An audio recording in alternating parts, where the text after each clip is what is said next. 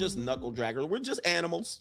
I can predict the pattern. I can predict what people are going to do based on how they behave. Oh, it's time to riot and protest again. Oh, great. Yeah, that'll be great. There's going to be a great outcome from that because there always has been one. There's always been a great outcome. Nah, man, until you start a revolution, there ain't nothing going to change, bro. All right, I'm just telling you from a historical perspective. I'm not encouraging you to do anything. But yeah.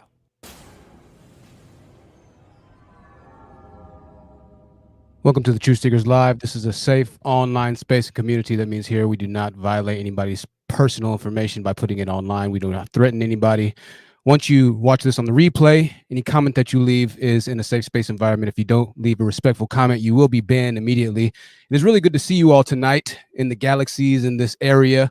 We're starting off fresh on this stream with 0 contributors. Make sure you can donate to this Cash App to support the channel so I can get better equipment, so I can do a lot more that I know I need to do to push this to the next level. I thank everybody for joining me tonight. We're continuing on part 2 of what is ultimately one of the most fascinating cases that I think is going to take place in history. We have Mr. Frank James. Frank James, obviously, is the shooter, and he has been pretty much all but confirmed in this case to be the official shooter of the New York tragedy and the incident. But we need to take a bigger look at what's going on behind the scenes, because there's a lot of guys talking in this sphere right now. Mr. Frank James did watch Kevin Samuels. He was an avid Kevin Samuels fan, as a matter of fact. He was not only an avid Kevin Samuels fan, but he participated in panels on the likes of Manosphere content creators by the name of BGS Ibmore, as well as Mr. David Carroll, the late David Carroll, who is now deceased, by the way. Mr. Frank James was an active member in the Manosphere. If you don't know what the Manosphere is, then buckle up for a 30-second crash course. The Manosphere is a group of men who feel disenfranchised because the women in America are starting to replace them in government positions, education, and financial positions, and they're starting to institutionalize the systems that men built in America so they can take the patriarchal society out of society and instead make it the matriarchal society of future past. That is why the Manosphere exists now. They are upset. They are not feeling very good. Mr. Frank James, a 62-year-old Bronx, New York shooter in the subway station, which I don't know why he shot up the hood. Of course, there's no right place to shoot up, is why we are talking. This is going to be an absolutely fascinating live stream. I'm not just saying that just to say that. If you're watching this live stream right now, you are in for a treat. Once again, if you can donate to the Cash App, donate to my Cash App or my PayPal. Those links are in the channel description. My Cash App is Truth Seekers, TruthSeekers. All right, SEEKRS. My PayPal is paypal.me/I don't even know what it is at this point. Let's go ahead and get right on into this. All right, let's get right on into this. There's so much to cover. I have so many tabs open on my laptop. I don't even know if my laptop can keep up with all of this, but we're going to go ahead and do this. Before we actually get all the way into it, what we're going to do, as we always do, is, you know what? Usually we do the news. I'm not going to do the news right now. Too many tabs. We'll save the news for another time. Let's go ahead and just get right on into this thing, because when y'all see what is going on today, you are going to be amazed. Biggest thing I've been hearing these content creators, Manosphere content creators, these guys talk online, they're saying that they're protected by free speech, right? And so I got to thinking about this, like, okay, what's free speech? What would the government do exactly to kind of come down on content creation? How would that look? What are the social groups of Mr. Frank James, the YouTube pages, since his YouTube page doesn't exist anymore? What are they going to do once they see the YouTube pages that he does actively watch? And so I started digging and digging and digging and digging and digging, and my God, I found some crazy ass information. But before we get into the crazy ass information, you know how we got to do. We go through a little bit of the trivial boringness. So fast forward if you're watching us on a replay and you don't really like the boring stuff as much. By the way, Nature Boy's arrested. I don't know if any of that matters to y'all. Let's watch this video. Language warning. All right. Severe language warning. As a matter of fact, this video is going to show, once again, scenes from the shooting, but it's going to do more so an explanation of listening to what the Manosphere is and explaining to us what the Manosphere is, explaining to new listeners what the Manosphere is, who these guys are, who these really radical guys are online.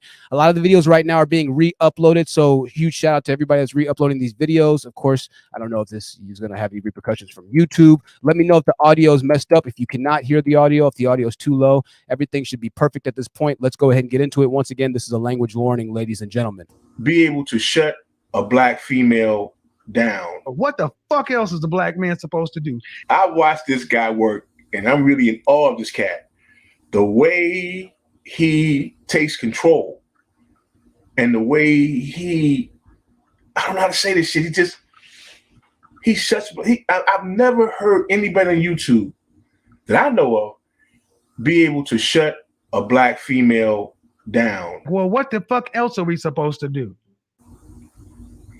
Really break down his idea of how black women are, the way they are, and really he just takes command of these women, and it's awe inspiring. I've never seen it happen in my life. What the fuck else is the black man supposed to do?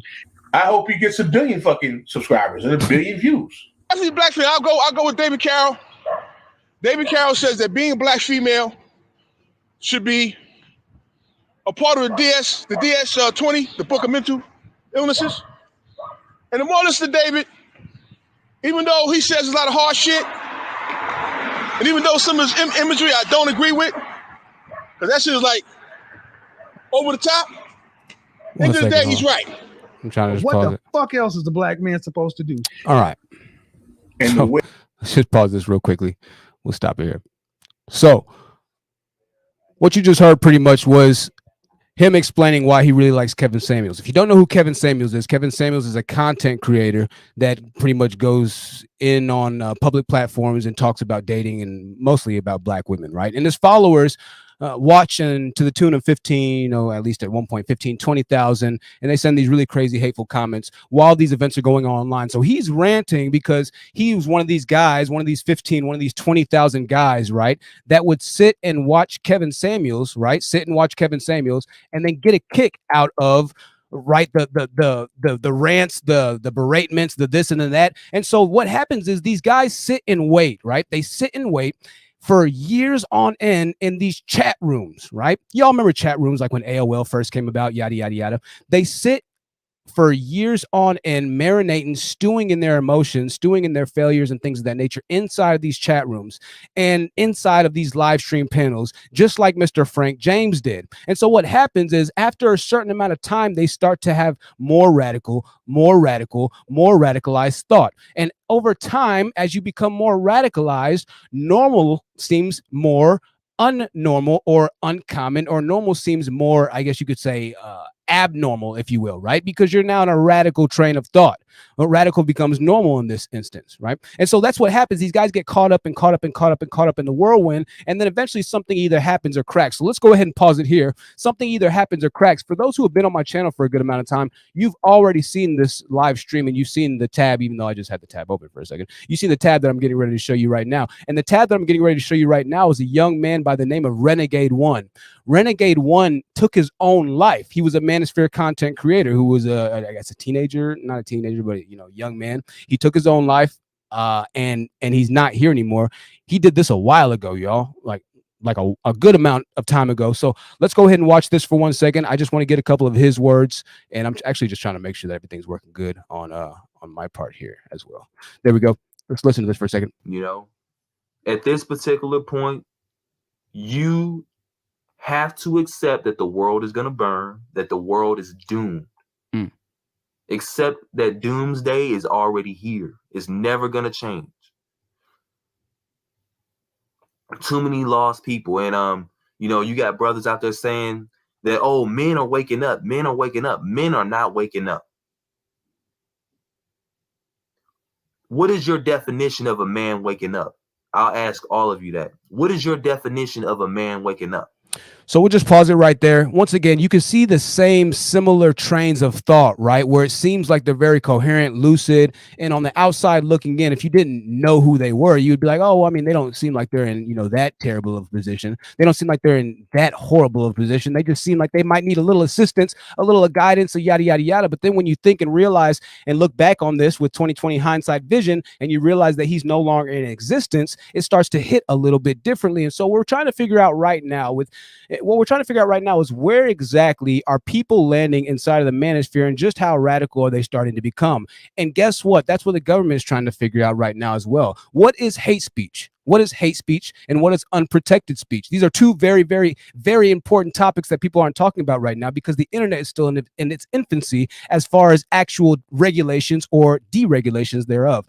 Granted, when the FPC, I think it is that Ajit Pai guy tried to put regulations on the internet, dude, people almost killed that man. So we're not too happy about American citizens and about humans having their internet regulated. As a matter of fact, people would probably legitimately go to war for having the internet regulated. Keep that in the back of your mind as we go forward here. But now we have to start dealing with regulation, because we're starting to see that there are people that are out there that are not mentally and cognitively well enough to be able to function outside and live a normal, unradicalized life outside of radical sections of the internet. And this is where we start to have a problem.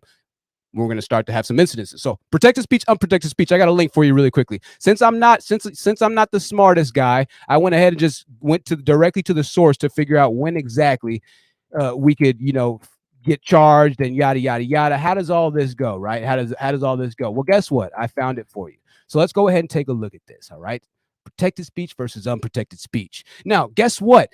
There is no hate speech exception in the First Amendment. Hence, there's no legal definition on what precisely constitutes hate speech in the United States. Now, that's kind of scary when you hear it at first, right? You're like, wait a second, how is there no hate speech in the United States? That doesn't even make any sense. I thought that hate speech was an actual thing, right? Well, in a sense, it is an actual thing, but it's only once it gets to a certain level. Let's continue reading here, right? So what constitutes hate speech? Well, I'm glad you asked. Gosh dang it, I'm glad you asked. I'm going to get the graphics right in 1 second, so just bear with me, right? What constitutes hate speech? As these examples make clear, hate speech laws permit the punishment of more expression of an opinion deemed offensive. That's why such laws are unconstitutional. So they're trying to say that hate speech laws kind of violate the First Amendment, yada, yada, yada. But what they also say is that you can't necessarily just charge for hate speech in and out of itself. Now, the question is, when is offensive hate speech unprotected? Speech which is merely offensive is always protected.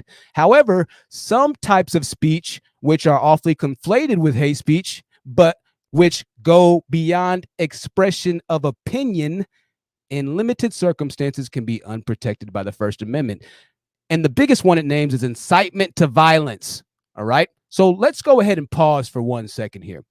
There's a video I did a long time ago. When I say a long time ago in YouTube terms, this is like a decade and a half ago. But in real life, a long time ago off of YouTube is a year. I did this video almost a year ago, and this video was a pretty fascinating video, and I'm going to show you exactly why it was so fascinating.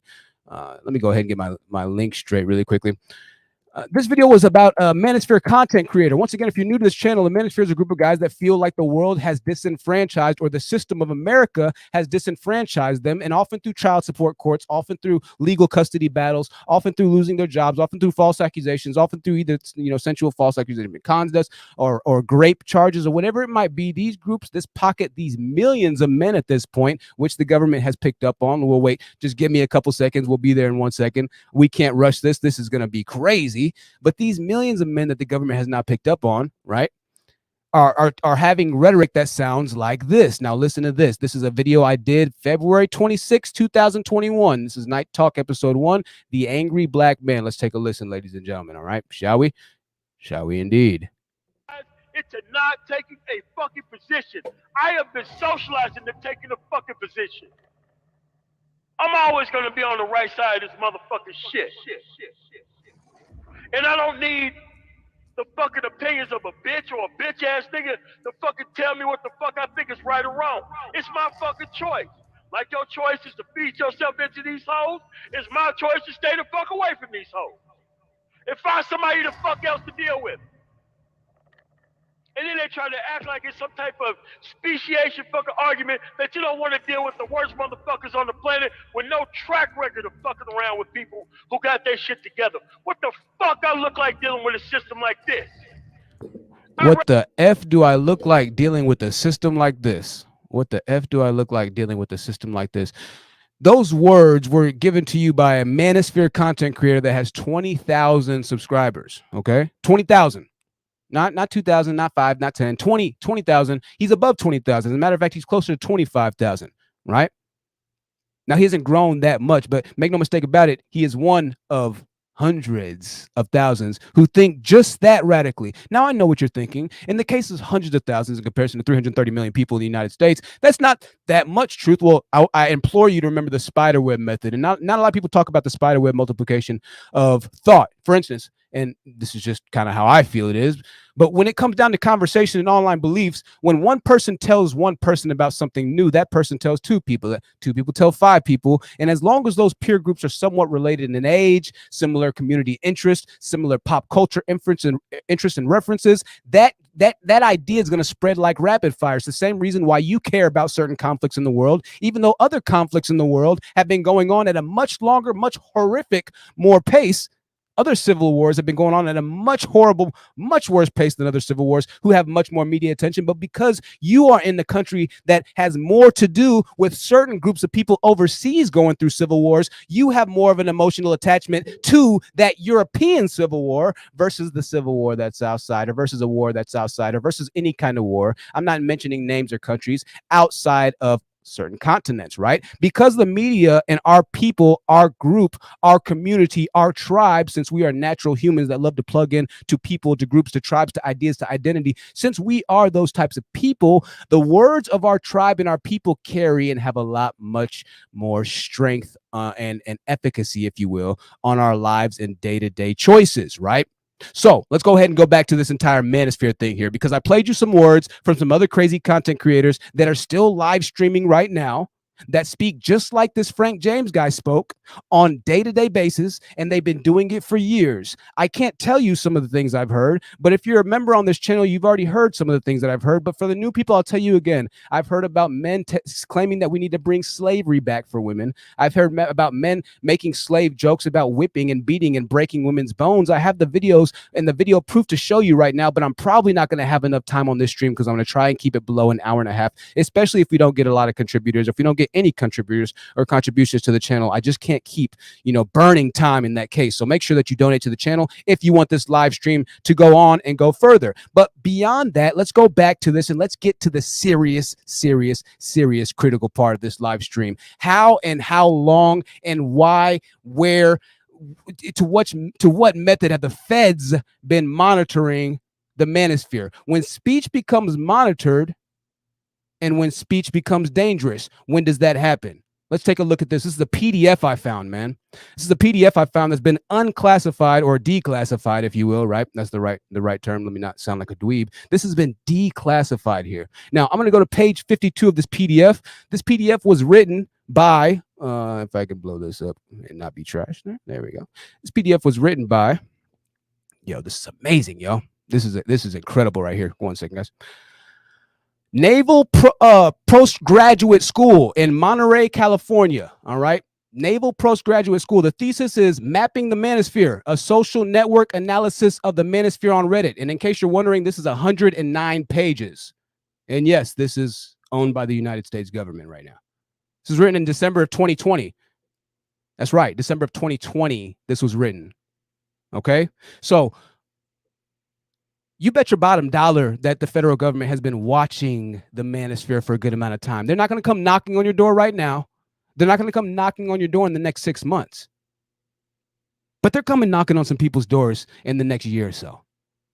You best believe it.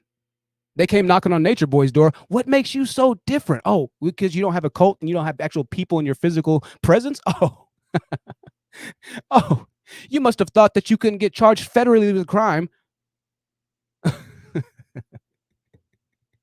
Let's continue on, shall we? Mapping the Manosphere, a social network analysis of the Manosphere. Thank you, Miss Kelly, in the United States Naval. Now, once again, this is 108 pages. We're not going to review every single page of this, but we will go ahead and get to page 52. All right. You are more than welcome to Google all this for yourself. Let's go ahead and go with community detection, page 52. Two popular community detective algorithms, Walk, Trap, and Louis Van, were utilized to measure the network's modularity, which captures the degree to which the network was separated into distinct subgroups. Figure 10 suggests that the Manosphere network was initially divided into various subcommunities based off patterns of ties. This trend shifts into 2014, and the overall network grows homogeneous over time. This supports the notion that the Manosphere is a unified network rather than a collection of misogynist groups. And it supports the hypothesis of anti-feminist framework shared between the domains presented in Chapter 3. The 2014 shift in modularity seen in Figure 10 appears to coincide with the 2014 shift to violence, which is explored in a linear regression that looks for relationships between the attacks and community detection. It is hard to imagine the geeky video game community and adolescent expressions of masculinity from storm corners of the Manosphere having anything in common to do with blah, blah, blah, blah, blah, jock-like hyper-aggressive masculinity of other groups, but these social identities may be fading away over time and unifying around shared anti-feminist sentiment. So that's a lot, right? That's a lot right there. The biggest thing that I want you to take away from this is that they've identified the Manosphere with a couple of things. They've identified the Manosphere of one being anti-feminist, right? Or anti-woman. See, the Manosphere claims that feminism is, women who go about to extort men on a day-to-day basis. Don't get me wrong. I've seen some horrible court cases, but the Manosphere and men who think like this claim that women are out to get them in the feminism and in the feminist movement, the feminazis, yada, yada, yada, right? And so their response naturally was to go on this anti-feminist sentiment. But you got to understand, the government does not interpret feminist or anti-feminist sentiment against feministic or feminist woman movement, the feminist movement. Jesus, I said that terribly. What the hell, right? They don't identify that way. They identify anti-feminist as anti-woman. And the government's not going to go for that. So keep this in mind. They've also identified. I'm not going to even say that right now. So let's go ahead. Let's go ahead and say this. All right. Let's go ahead and say this. Let's move on for a second. All right. So that's the PDF here. That's the PDF. Let's move on. This is where it gets even crazier. Woo. Okay. So that was in 2020. Okay. We're still talking about surveillance right now. So they've been watching. The feds watch for a long time. I'm going to be fresh as hell if the feds watching. Yeah, I'm wearing the same thing from last night, okay? I am. I'm wearing the same thing from last night. You're right. Don't ask me why. Donate to my channel. Donate to my Cash App. That's not why. It's because I'm too lazy to do laundry. Now, Frank was monitored by the feds. However, he got off, okay? A lot of people are trying to make this concept. I heard a lot of guys talking about it last night on the Manosphere on these channels. They're like, well, he was already on the FBI watch list, but he got off. Okay, cool. So he got off. What do you think is going to happen to future people on the watch list? Do you think that they're going to let more people off of the watch list as the violence continues to increase, as studies will show? Let's go back to some more. Let's go back to some more articles, man. The Secret Service just dropped. The Secret Service just dropped this. Right? Not me. Secret Service just dropped this on the 15th of last month. This is what the article says here. All right. It says incel violence, misogynistic extremism on the rise. Secret Service warns. Hey, I know y'all are talking really confident that the government can't come arrest you. Have y'all ever heard of the Proud Boys?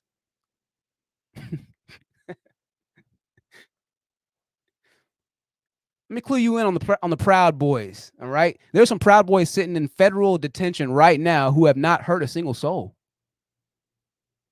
But because some of their other Proud Boys brothers who they went to a meetup with, what was that? The Manosphere had a meetup for the first time this year. All right. But because they were aligned in thought, in spirit, in kindredship and brotherhood with their brethren, some of them got RICO'd right into federal detention. Now, obviously, we're talking about people that took up arms and were essentially inciting violence against the Capitol on Capitol riots and things of that nature. But make no mistake about it, the federal government was already infiltrating and arresting people before the Capitol riot and the Proud Boys organization and camp. All right. Remember the NFAC, the not effing around dude, the Grandmaster J dude, who they said pointed a gun at officers? You remember him, right? Where is he? federal detention. They said he pointed a gun at officers, right? Everybody around him said he didn't. A few others got locked up. They didn't report on it, but a few others got locked up. You can Google it for yourself. They never hurt anybody per se. But you really think you're gonna just be able to walk around and say anything you want to for forever? I want to say this also. Enjoy this moment on the internet right now, because these are the golden moments on the internet. In the next 5 to 10 years, you're not going to be able to watch podcasts and see the same types of conversations that you're seeing right now on the internet. The internet in the next 10 years is going to be a very different place. So enjoy the golden moment of the internet, just like we enjoyed the golden moment of the 70s, of the 80s, of every decade of times past. It seems like the chimes completely change. The internet's going to be the same way. You're in the golden area of the internet right now, and the government is getting ready to severely monitor it right now. Why? Because things almost came crushing down with this entire pandemic, with this entire financial situation. I digress. I got to go back to the Secret Service. They dropped this on the 15th. On the 15th, a new Secret Service report released on Tuesday details the growing threat of violence towards women from men who call themselves involuntary celibate or incels. Now, they're using the term involuntary celibate or incel, but make no mistake about it, they are appropriating and labeling men in the manosphere as involuntary celibates or incels. Why? Because black pill and red pill guys often work together and collaborate. They often work together and collaborate on different forums and writings and things of that nature. As a matter of fact, some of the content creators are mentioned in the freaking PDF from 2020. If you don't believe me, you can open the PDF and you can see the names of certain content creators. One of the content creators doesn't even make content anymore in the Manosphere. His name's Roosh V, and he's now a Christian. Right? As a matter of fact, he's so Christian that his website is nothing but Christianity. So what happened to Roosh? I don't know. Did the government get Roosh? I don't know. I'm not saying anything. All I'm saying is it seemed like Mr. Roosh V found Jesus Christ. And for that, you know what, Roosh? I'm very happy for you. I'm very happy for you. This is him right here, Mr. Roosh V. The best book for Orthodox Christian converts. At the time I was baptized, Father Seraphim Rose's Life Works baptized me. That is Roosh V right there. A few years prior to that, he was giving content online on why he thinks that legalized grape as in purple grapes, should be normalized. Some people went after him. Now he's a Christian and he doesn't talk on the Manosphere anymore. According to the report, the term incel is often used to describe men who feel unable to obtain romantic or sensual relations with women to which they feel entitled to. Incels represent a type of misogynistic extremism. Extremism is a word that they often tie closely to radicalization, which they often tie closely to domestic terrorism, the concept of it. Oh, don't worry. We're getting ready to talk about domestic terrorists. I thought you would never ask. That can always be referred to, or that can also be referred to as anti-feminist. So wait a second. That's that anti-feminist thing again, right? Didn't we just see that term anti-feminist a few seconds ago? Where did we see that term anti-feminist a few seconds ago? The gender-based ideology, sometimes referred to as male supremacy, aka manosphere, male supremacy, manosphere, male supremacy, white supremacy, I'm stretching, has received increased attention in the recent years from researchers, government agencies. I don't know why y'all think I just talk just to talk. I don't know when y'all will finally realize and understand that Father Truth has simply been trying to help you this entire time. Everybody on the channel that's been listening for the past few months now realizes and understands what I've been saying coming to pass. I was watching, and I'll bring this video up while I'm talking. I was watching, who was I watching last night, y'all? Y'all know who I was watching last night. I was watching these guys talk, and an angry man decided to hop on the panel. He was saying, y'all scared ass niggas. They had Ramil up there, you know, the guy that was jailed for pimping a girl, but of course he's in the Manosphere as well. Oh my God. For pimping a minor. He was on the panel as well talking, and he was like, yeah, you know, angry man, you're kind of right. And then a guy came up. God, Jesus Christ, dude. You can't make this stuff up if you tried, man. A guy came up, right? And he started explaining why. And so get this, right? The Manosphere ended up turning on him. They ended up turning on him. They said, hey, aren't you the, I can't, you know what? Let me go ahead and just type it in right now. I can't, I'm not going to just do it justice. So I'm going to type it in and let you hear it. I'm going to type it in and let you hear it.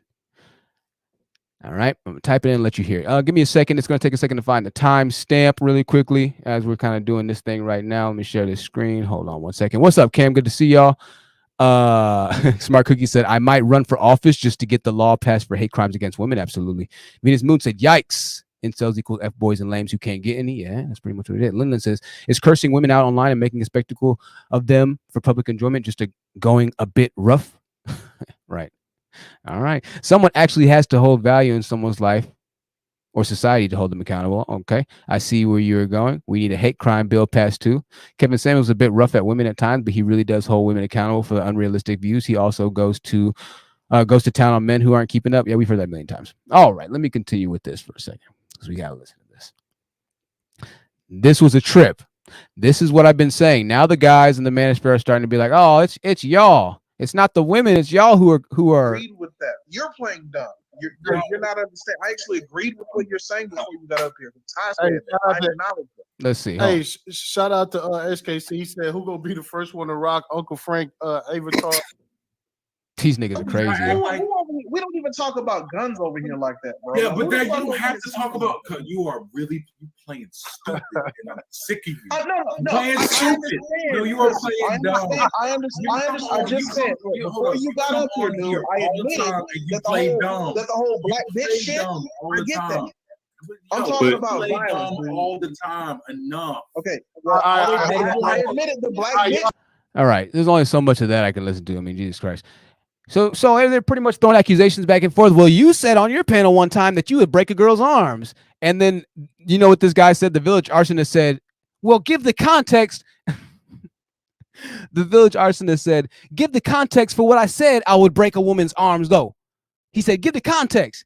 And so one of the guys said, well, you said you'd break a woman's arms if she decided to disrespect you by spitting or putting hands on you or something like that. And he said, exactly. And niggas on the panel were like, bruh, that's not a, let me see if I can find this. Because this is hilarious. So cringe. Hold on 1 second. All right. So another thing they're trying to do right now, they're trying to separate themselves, right? So they're saying, oh, build a fence. Y'all niggas over here, us niggas over there. You're going to hear this a lot in this live stream right now. Check this out. You safe, bro. Like, let's keep it 1,000, man. Nigga, I just said, hey, I didn't see my name on that subscription list. He under What the fuck you talking about? Oh, you don't want to be on Frank James' subscription list now. Oh. I didn't see Ramil Mill. What the fuck you talking about, nigga? He would have come on my channel, would have left instantly. Oh, they ain't shame, blame, explain the hoes. I gotta leave. My content's staying up. Fuck with me. My email is up. If any agents, I just put a post up. I don't have shit to hide. I don't talk about it. All right. You don't have anything to hide. His content's staying up. He's bold. He doesn't feel he has anything to hide. His content is staying up. So what exactly is going to happen with the content? What will the federal government decide to do once they actually look into Frank James' YouTube account? Well, one, they're going to try and tie any type of radical belief or thought to a motive, right? You have to identify a motive. Fortunately, Mr. Frank James has put enough of a motive out online that there's not that much to research. We already know for the most part what his motive is, what his intentions were. He was homeless at the time. We know that. He was living out of the rental van. He decided to go ahead and make his manifesto that he put online happen in real life. He got tired of the laws. Also, there's a comment. Let me go ahead and read this comment. Thank you to all of our commenters that left a comment on the video. The video has done a good amount of views because I know a lot of people are fascinated with this entire cult that happens online. A lot of people don't know about this manosphere. They don't know about these guys that are secretly lying in wait day after day after day, after year, after month, after millennia, it seems like, just kind of plotting for the world to end. They want to see the world burn, a lot of them, because they're so frustrated with where they're at in life. And they're just now starting to see guys offline happen and take part in day-to-day activities and things that really affect people offline that we've been seeing happening online, right, for a very, very, very long time. What the heck was I even looking up? I don't even know what I was looking up, dude. I have no idea what I was getting ready to look up. Was I getting ready to look up? Somebody tell me here. I have no idea what it was. But I feel like it was something good, though. I feel like it was something good. I know it had to do with Frankie here, but fuck. Obviously, it wasn't anything too good. Oh, I think I remember now. All right. So They're gonna dig through. They're gonna try and tie him into a motive. We already know the motive. He was homeless.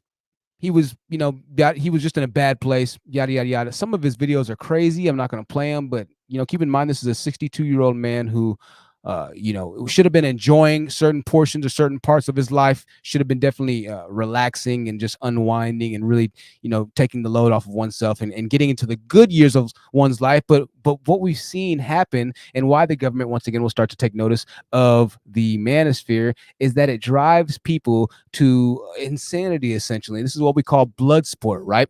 I liken it to blood in the waters. Once a shark smells blood in the waters, that drives him. That addiction is so unnervingly addicting that miles away in the ocean, if he catches the scent of it, he's willing to put himself in peril a lot of the times, and even beach himself if that scent of blood hits him at the right time when his stomach is hungry enough. Right? That scent is enough to drive him to do just about anything. And so what happens in these online communities, in these manosphere communities, in these divestisphere communities, because it does happen on the women's side too, they get this blood sport, right? But then their need for blood goes up and higher and higher and higher, no pun intended, until they become Draculas in real life and they need bloodshed in real life because they just need more, right?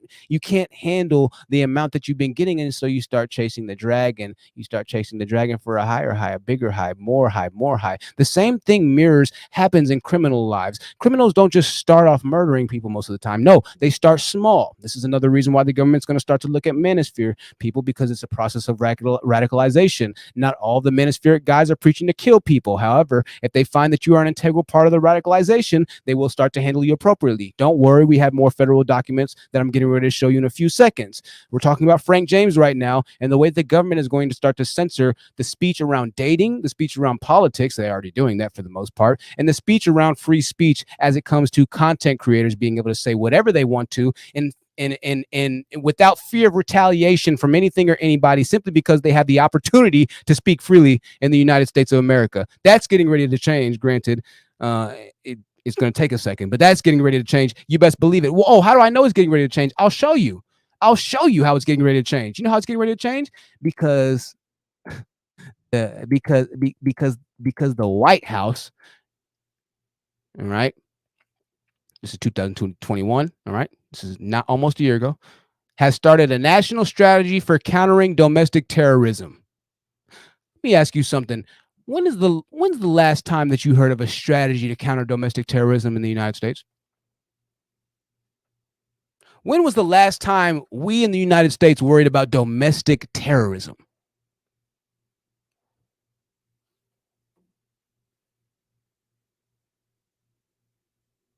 That's a big word right there. Domestic terrorism, terroristic threats, harm on domestic soil. Domestic terrorism. In the first 100 days of office, President Biden directed his national security team to lead a 100-day comprehensive review of the U.S. government's efforts to address domestic terrorism. Now, I know what you're thinking. They're obviously only talking about people truth that go around and bomb, places, that go around and do severe mass shootings. Hello. No, truth. They're not talking about the Manosphere. We don't do. Oh, wait. Yeah, there was. Oh, you didn't know there was another mass shooting that happened not even a month ago from a guy that was tied to the Manosphere? Oh, I'll show it to you really quickly. I'm glad you asked. I'm glad you asked. I didn't know that you asked, actually. I didn't know that you didn't know. He was a white man, as a matter of fact. That's right. He was a white man. And Secret Service is looking into that as well. Hold on one second. Hang on. Let me find the article.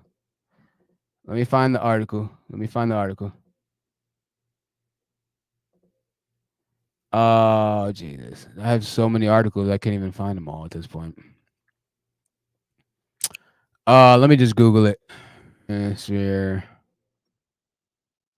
Family. I just Googled Manosphere man kills family. And did I click news articles? What did I do? All right, here we go. All right. That Denver gunman showed concerning indicators, participated in hate-filled online space. Colorado. That was the Colorado dude. Oh, here it is. The Colorado gunman who killed 5 people and injured 2 more in a blah, blah, found in the Manosphere, and he publicly connected online with men. Oh, truth. You just lying, truth.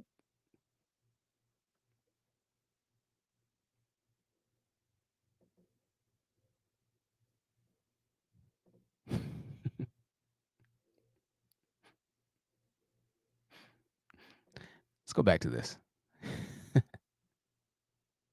Boy, oh boy, oh boy, oh boy. Domestic terrorism is not a new threat in the United States, yet is the threat Americans have. Okay, well, it's not a new threat. Okay, well, that's good. It's not a new threat, but they're just getting ready to ramp it up. It's not a new threat, but they're getting ready to ramp it up. Check this out. Let me show you something. All right.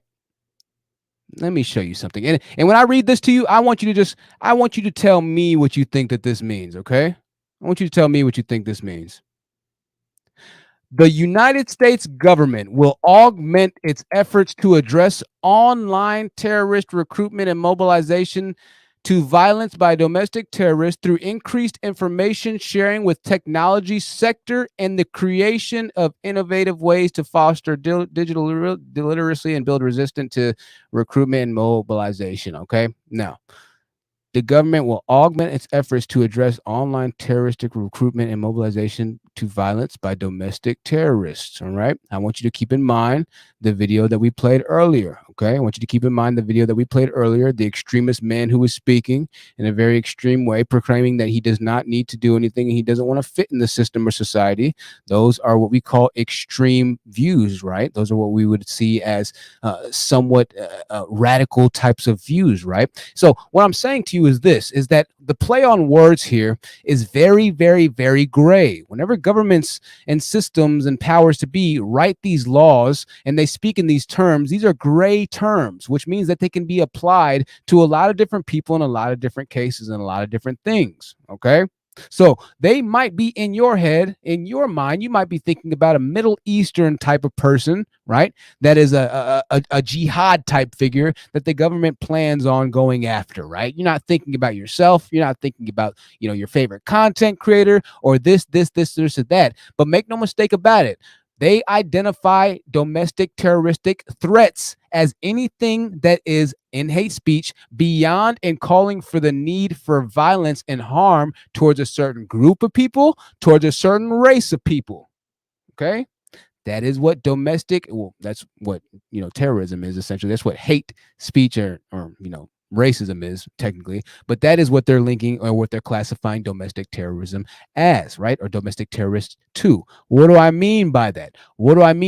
Okay. I'll show you exactly what I mean by it. There's something here. Hold on, I got to find it really quickly. All right. So here it is. Check this out. The distinction between hate speech is illustrated in the Supreme Court decision in Wisconsin v. Mitchell. In that case, several young black men were discussing the movie Mississippi Burning, which is about the civil rights movement. One of the men said, "Do you feel all hyped up to move on some white people?" And when a young boy approached, said, "You all want to F somebody up? There goes a white boy. Go get him." The group then assaulted the boy, and the speaker was charged with assault plus a hate crime enhancement. Was Mr. Mitchell's speech a hate speech? It's arguable, but his speech was much more than the mere expression of opinion. It was a call to immediate violence.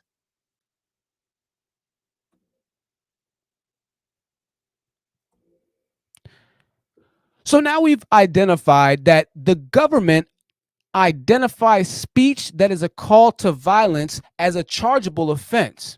A chargeable offense in this case, which if somebody like Mr. Frank James decides to actually follow through a content creator's speech, or if they identify a content creator that does, like Nyla says, send people to my job, like Nyla says and Cynthia G did, send two women to my job, like Nyla says and Cynthia G did. And when these women showed up, I wasn't there at my job, but my father, aka my boss, who was a much more patient man than I was there at the location. Much more patient man than I am. I'll say that. Right? But when these two women showed up to my place, had something have happened to either party in this particular case, it could loosely be argued, depending on how much money either side decided to actually pour into this, or just how badly the government decided to pour into this case, or how badly the DA wanted to see somebody locked up over a case like this. It could have been loosely interpreted as inciting violence. Why? My location was given, my workplace was given, and threats against and advice and directions against harming me or encouragement to harm me was spewed onto the airwaves, in which case people did act upon those, came to my place. Now, granted, yes, me and my father aren't scared of people, okay? My dad's from the streets, and I travel very securely, more securely than I should, to be honest with you, right? Just to put things in perspective with you, I don't carry a pistol when I travel, but I have a firearm on me, okay? Just to put things in perspective for you. It's not a pistol, right? Well, I guess it is a pistol technically, but it's not a handgun. So had something have happened in that particular moment in time, it could have been once again loosely tied to hate incitement, right? Now, keep in mind, these are federal charges. If you get arrested for anything hate related, those are federal charges, all right? Federal. Which is why right now the government and the federal government and the Secret Service is starting to ramp up their efforts to decide what is hate speech, especially online, and what is actual radicalization and potential domestic terrorism. Because right now they're having a hard time catching the people before they actually go on to do the thing. So in the government's mind, what they're going to end up switching to is, instead of trying to catch the people before they do the thing, we're just going to cut the head off the snake to begin with. We're going to get rid of the entire idea. And if you don't want to vibe with getting rid of the entire idea, then we can start to figure out how we can get rid of the people. That's how the government moves. That's how the United States government moves, at least. Some governments just get rid of the people first. Fortunately, we live in a place that doesn't believe in just getting rid of the people first. Well, shit. I don't know. I don't know. Let me read some of your comments really quickly. Hey, I'm glad you're enjoying this. Are you doing hate speak now? No, I don't do hate speak. You get it on your social media platforms. Yeah, Candy, you're banned.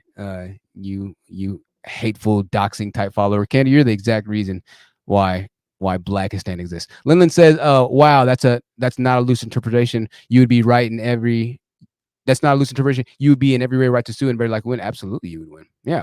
No, it's not a loose interpretation at all.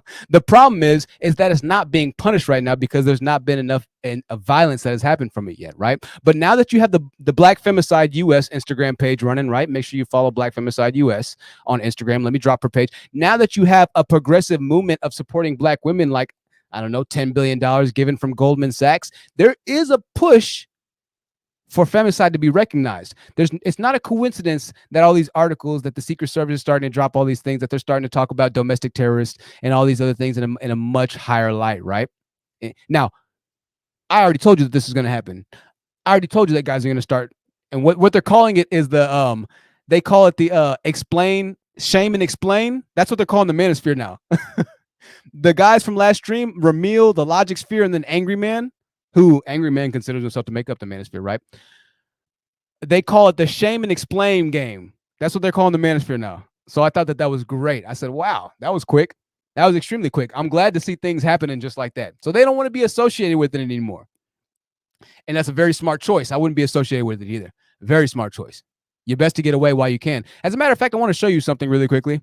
I had this on my channel. This is in the about section of my channel. My about section says this.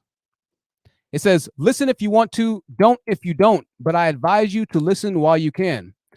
My about section has said that for the entire amount of time that I've actually been on YouTube. For business inquiries and consultations, email me at thehonesttruthyt@gmail.com.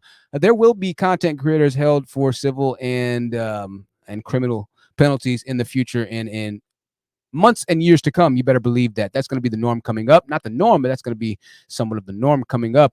I want to thank everybody that's donated. I haven't looked at the donations, but once again, if you can donate to the Cash App, make sure you donate to the Cash App. I'm going to go ahead and look at the Cash App donations. I'm going to put the Cash App link in the chat. If there's not really that many Cash App donations, I'm going to go ahead and just wrap this thing up now because I'm not going to continue wasting my time and just speaking for no reason, to be completely honest with you. But if you do want to donate, you can support by looking at the name that's right in front of you, Truth Seekers, TruthSeekers.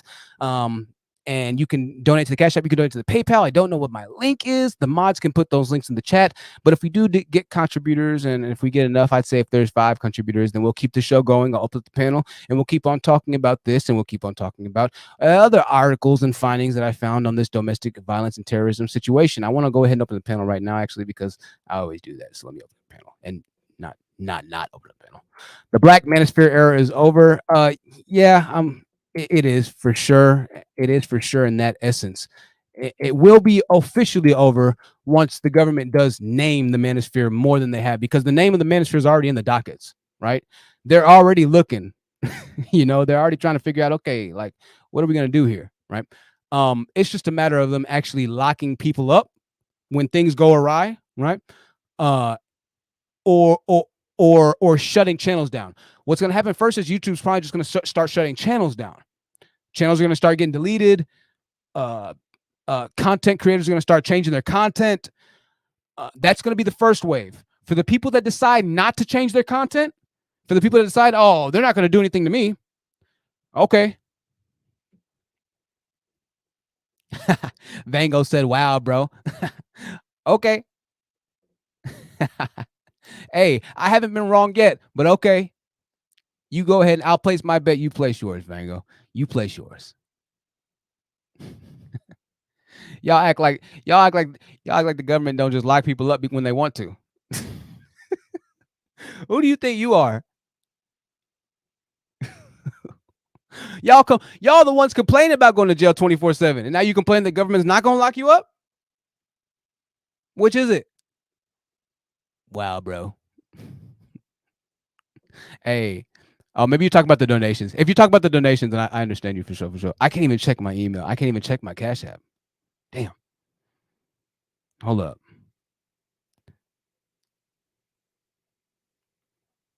And God, and guys, if you haven't donated to the channel before, I don't want the same people donating either. If you haven't donated to the channel before, then now's your time, because the show's getting ready to go off.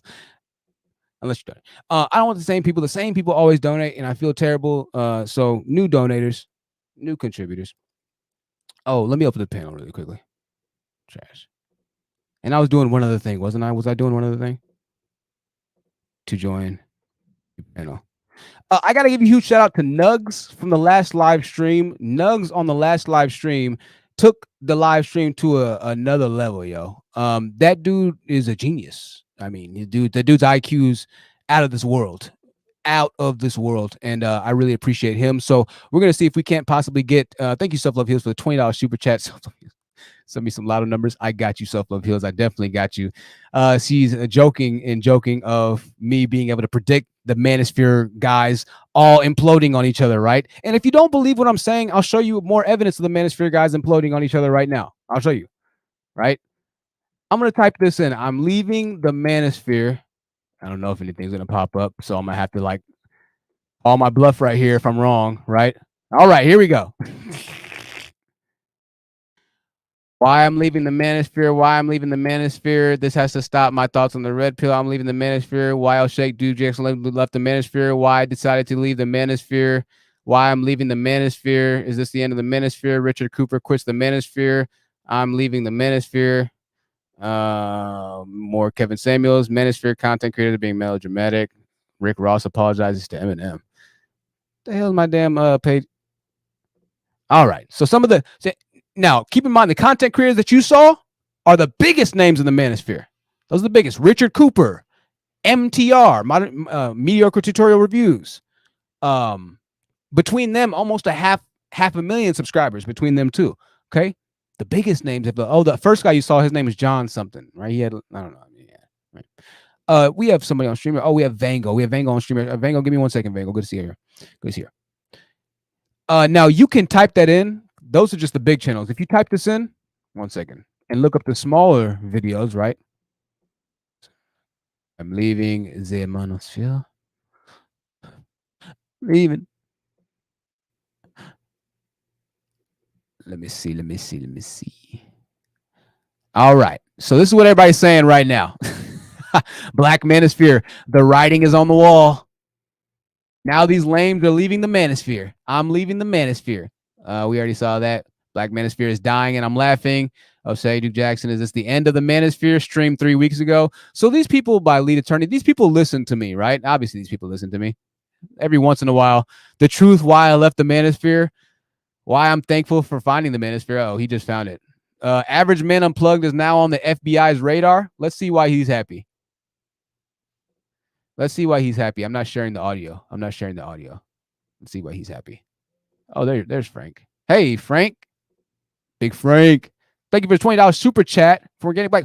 Before we see why he's happy, let's go ahead and see what Vango's got to say. Hey, Vango, good to see you on the panel, Vango.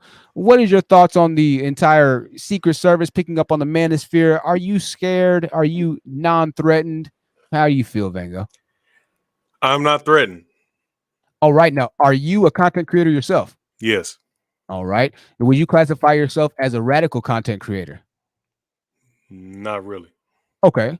So you don't spit radical rhetoric. What would you say you affiliate yourself, or which content creator would you say you affiliate yourself more towards? Would you say you're more of a Kevin Samuels type?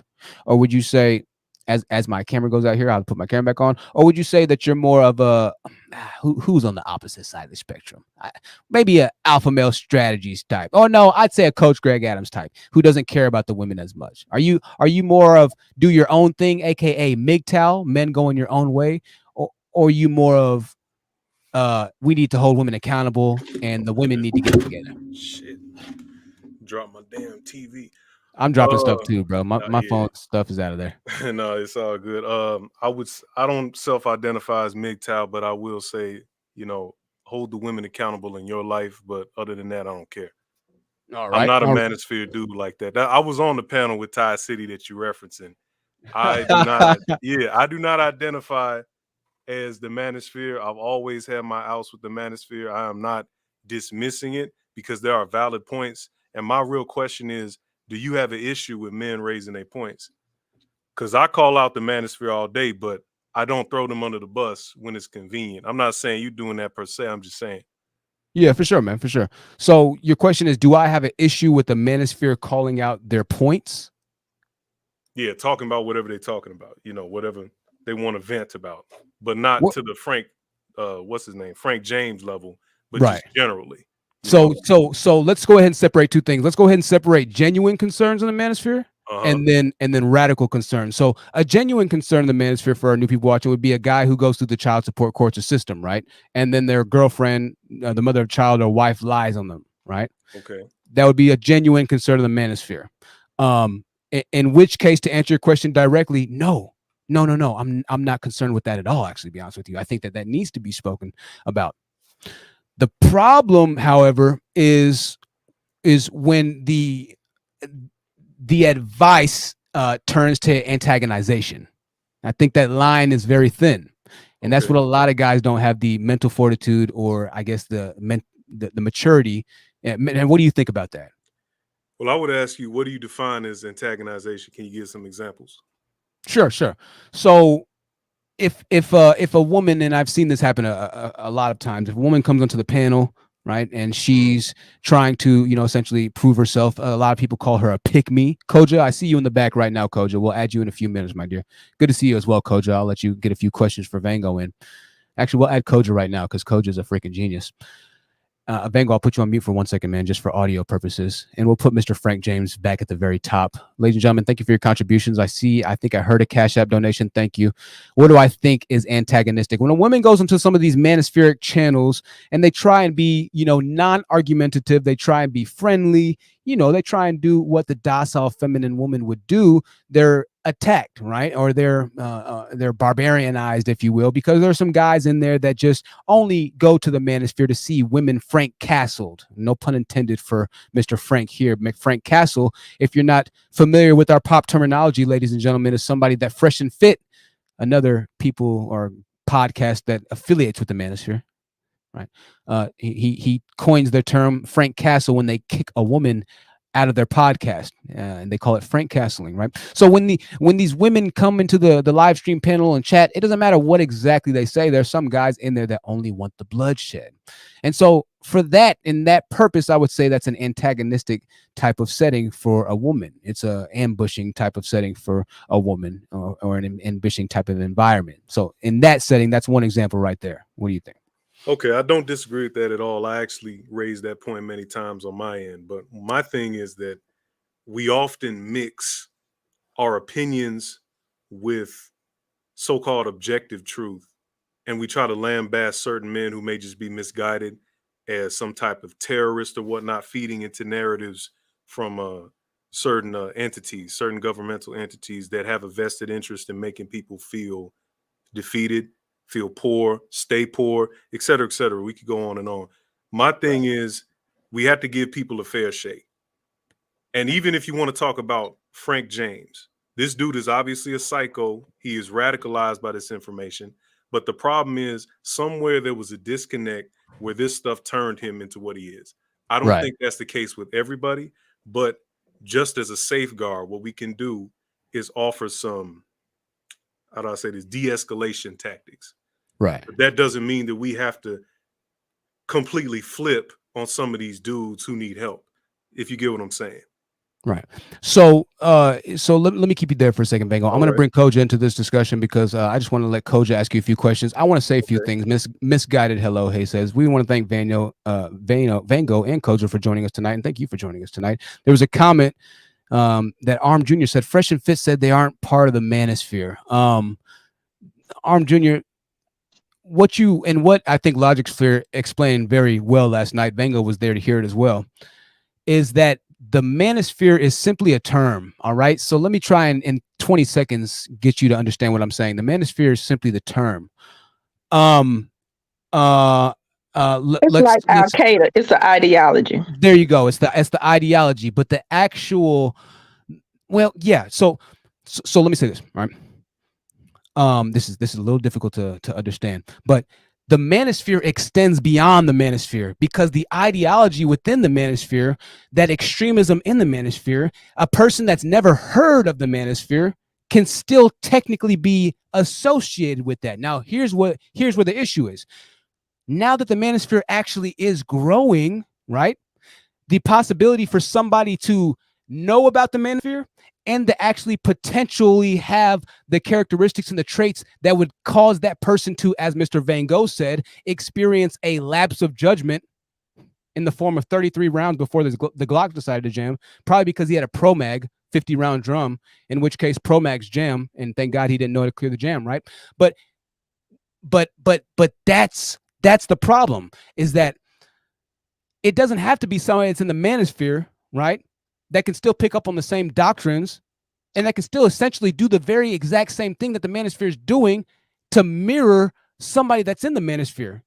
It's right? one of those SAT things. All humans are mammals, but not all mammals are human. Exactly. You can, it could be compared and contrasted based off of the way that those experiences, or that, I don't want to say that word, that murder or killing happens, right?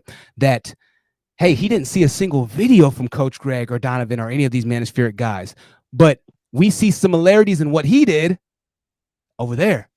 That's the danger, and that's what I'm talking about now, and that's why I'm trying to get y'all to understand, yeah, Fresh and Fit aren't a part of the Manosphere, but exactly what they're doing is, what they're doing is exactly the same thing, bro. Like, let's stop kidding ourselves. Stop, as Logic Sphere said, playing stupid. That's stupid. You know what I mean? And to the point, to argue the point further before I let Koja go, I'm sorry, Koja. There were other people that he was watching, that Frank James was watching on his YouTube channel. And so Logic Sphere said that, and I'll put the Logic Sphere channel in here because I'm not going to, even though me and Logic Sphere don't even agree on everything, I'm not going to keep bringing the guy's channel in and not give him no shine, because he had some good thoughts on this, right? But even though, that's the Logic Sphere's channel right there. He talks, he calls women B words, this and that, go into it. I wouldn't subscribe if you are not a fan of the Manosphere. If you are a fan of the Manosphere, you'll like the Logic Sphere because he's more of that. Go ahead, Coach. I'll let you go. I'm talking too much. Maybe like 3 things. Yeah, go ahead. The floor is yours. The 2 questions what I would like to ask. Number 1, what are women being held accountable for? Define it. 2, what does accountability, the actions of being held accountable, look like? In addition to, what are they gripe? They like, they don't want, women are feminists.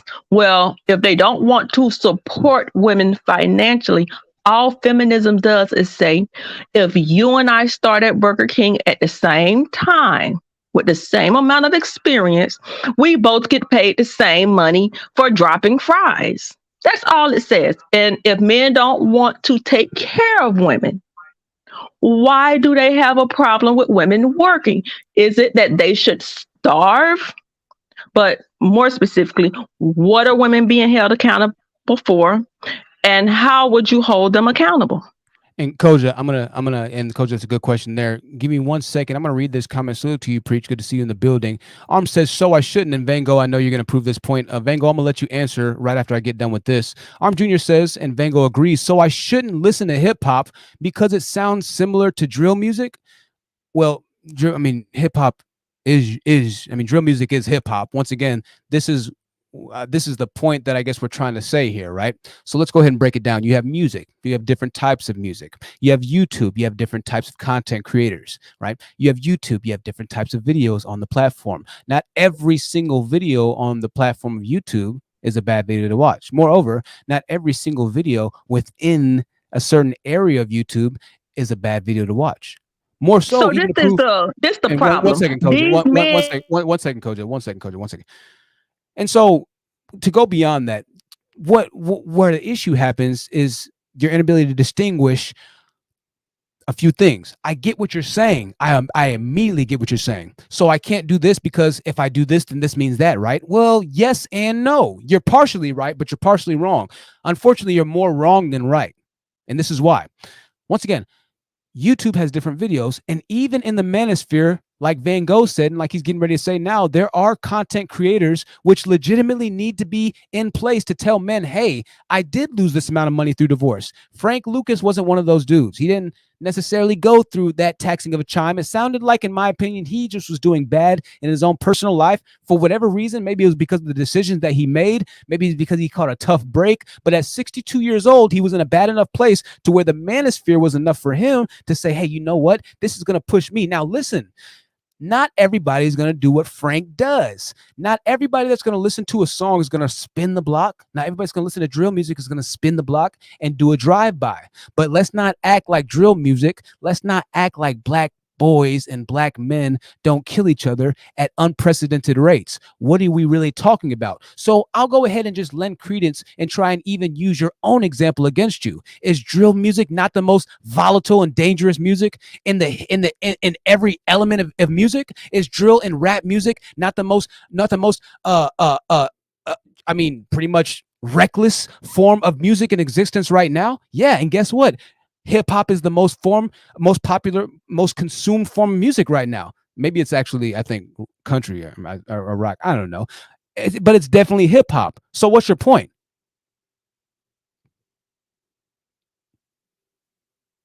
Now, this is the difference.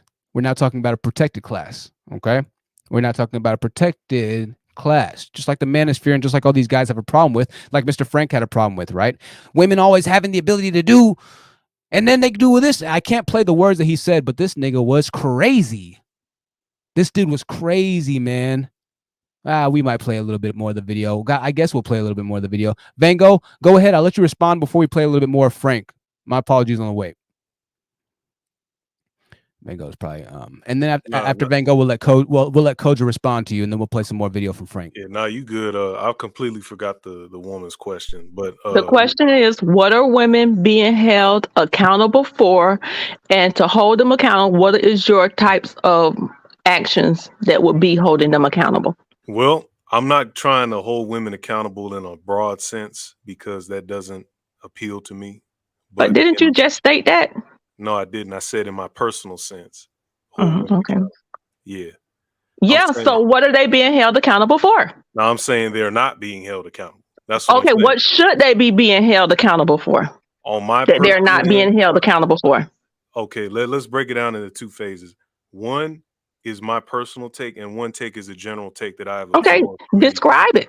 What is it? You said it, so you should be able to define it. Please let me get into it. Thank you.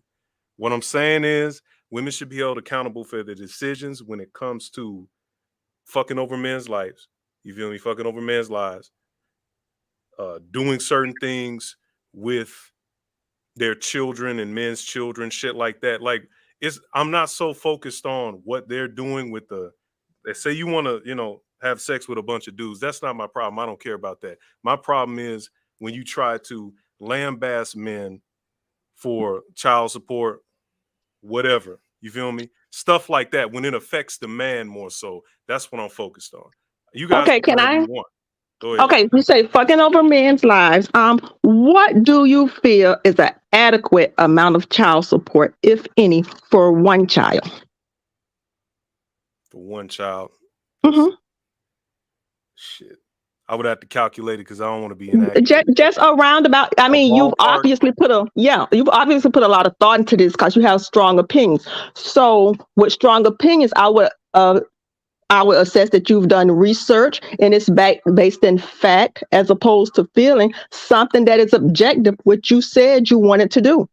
So, objectively, what do you think is an adequate amount of money for child support for one child?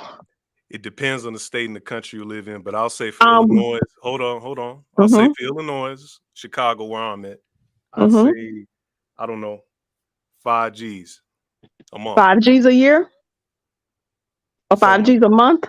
I think 5 G's a month would be decent. No. Hold on. Let me $5,000? $5,000? No. That would be 5 G's. 1,000, excuse me. Okay. I'm gonna change my opinion. Because I am entitled to do that. So I'm gonna say 1,000 a month, something like that. So 1,000 a month. So do you know from age newborn to 5 years old, child care is a minimum.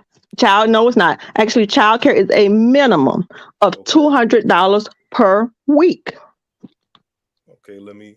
So that would be $800 per month just for child care.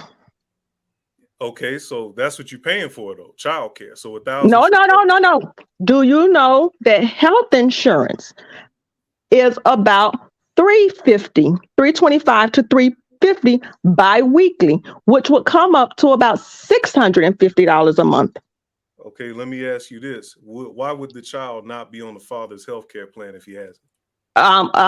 First of all, not all fathers have health care. And if they do, that's great. And depending on the job, the family plan, state jobs have good. But if you work for a private company's child care could be up with dental, in addition to vision, of $320 bi-weekly.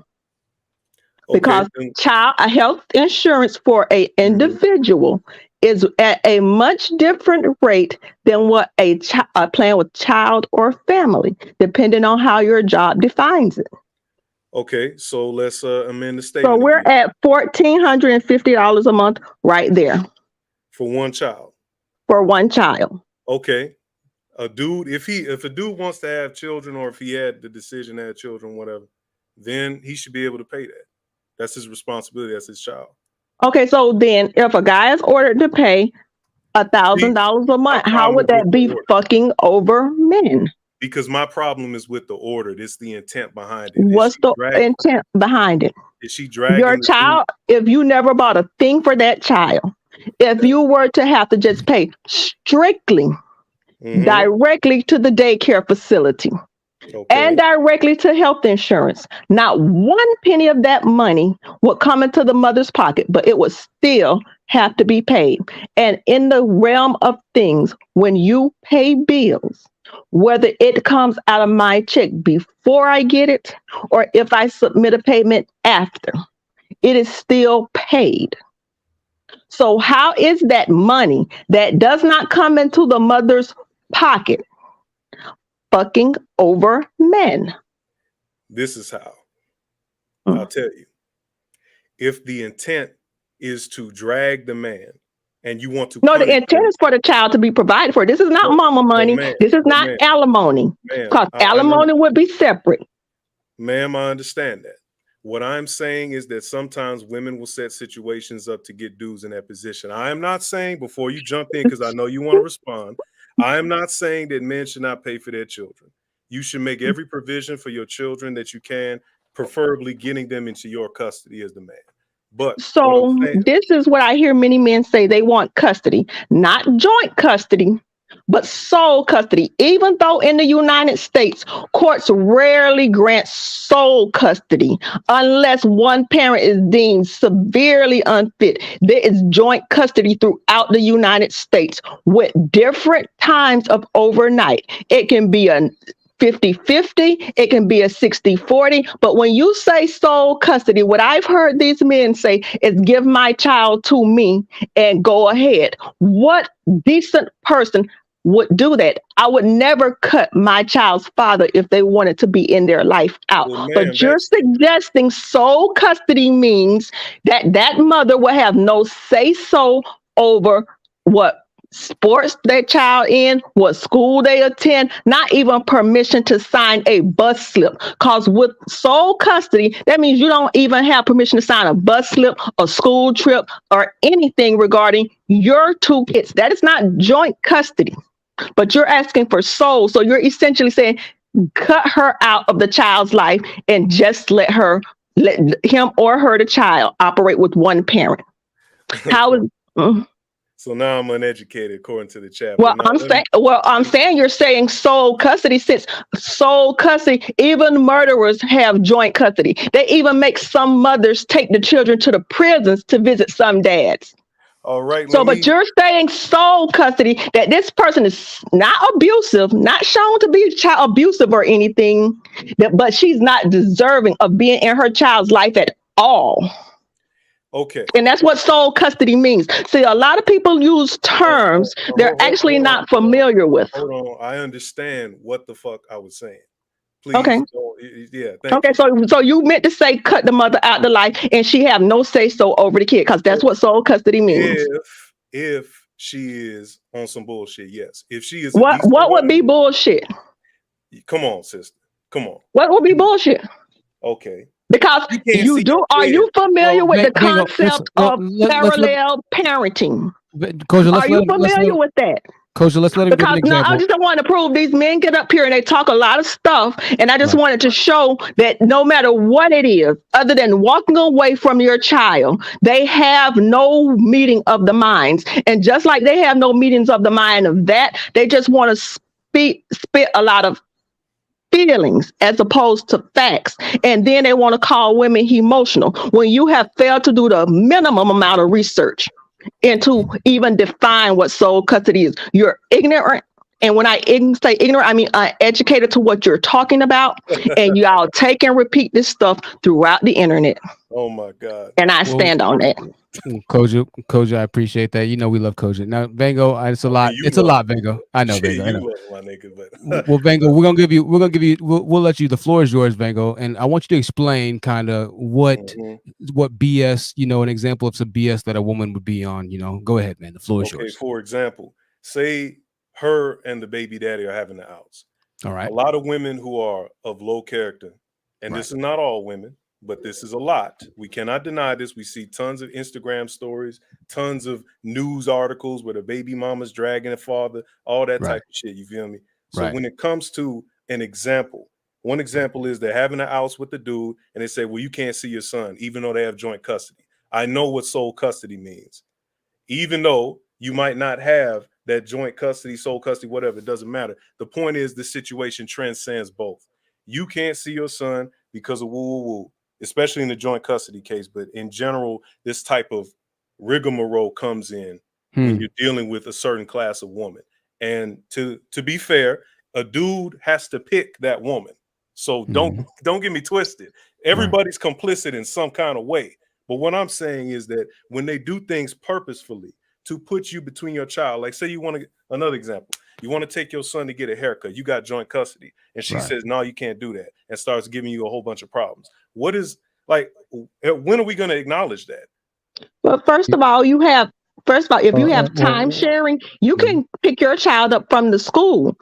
And it could be in your court order that you pick up the child Friday, every other Friday, or whatever the term is from school. Now, if you go to the school to pick them up and the school says, hey, the kids have been gone by the mother, now you have documentation to go file paperwork at the court that actually you don't need an attorney to do and say, hey, our time sharing is this day, this day, this day. For on this day, I went to the school. Here's the documentation. The child was gone. I was unable to sign them out. You get the person name you were talked to, and if need be, you can subpoena that person to court. And then you do the next one. Or you could take a notarized statement and move further from there. And then you go to court and say, hey, for the last 2 or 3 visitations, I was counseled. Here's my text message. We use our talking parents or our family wizard where I communicated for a makeup date. She was not available. Very simple. I just want to say something. I just want one second. I just want to thank everybody that donated on Cash App. Thank you so much for everybody. I want to say one other thing. Vango, do you have any instances or situations that you're dealing with right now with a woman that kind of, mirrors that man, or did you go through something, or, with your own kids, or I want to hear your own personal experience. Yeah, I do not have children, but I have relatives and other people that have been through this. I have observed it in my personal life. Okay. And I have an ex-husband that had custody of his 2 daughters in the 90s through that same system, and this was the 90s. Well, I mean, good for him, but okay. So if it was available in the 90s with less resources, the court system has improved tremendously. And we're talking about 2 girls. So what I hear is the man in the chat saying, what I read was, who got time for that? You don't have time for these kids you love so much. But when they take these lies and what you do, these are little matches. They're playing with matches and rhetoric. Oh, and when these matches get out of control and they done burnt the house down because some crazy people done heard it based on feelings that's not factual. Okay. Well, and when you go and say, what actions have you taken? But he's talking about his family, not even himself. Well, Koja, so we're going by hearsay. Let's see, Koja. Spreading this rhetoric throughout the manosphere, and it's causing unstable people to you're lighting matches, and when it burned everything down, which is what's happening, you're responsible. Koja, okay. Well, yeah. Go ahead, Vango, and then I'll respond to you, Vango. The same type of stuff that this woman is describing be happening on the female side of the game. That's like, I don't understand why we can't delineate that like it's this bash men day just because some elements of the manosphere be on some fuck shit. I don't understand this logic. And when you say, oh, well, the men are being emotional, it sounds like y'all motherfuckers being on that shit. You ain't even been in the system, so you don't even know. You're talking about hearsay, and hearsay is not admissible in court, baby. Okay, you're not even talking from on spirit. But I'm gonna tell you, I done been on both sides because I am a mother, and I can tell you what the law says. You go to your Guess what? Okay, now Vango, I'm gonna let you make this last point, Koja. Let's let Vango go, and then we're gonna let Preach go. Please, Koja, we appreciate you. Go ahead, Vango. Guess what? She just proved exactly what the fuck I be saying. With the thing, them dudes be going through these issues, like she just said, where they gotta go through all this paperwork, they gotta adjudicate, they gotta get somebody to go through the court system just to see their damn kids. That's my fucking point. That's all I'm saying.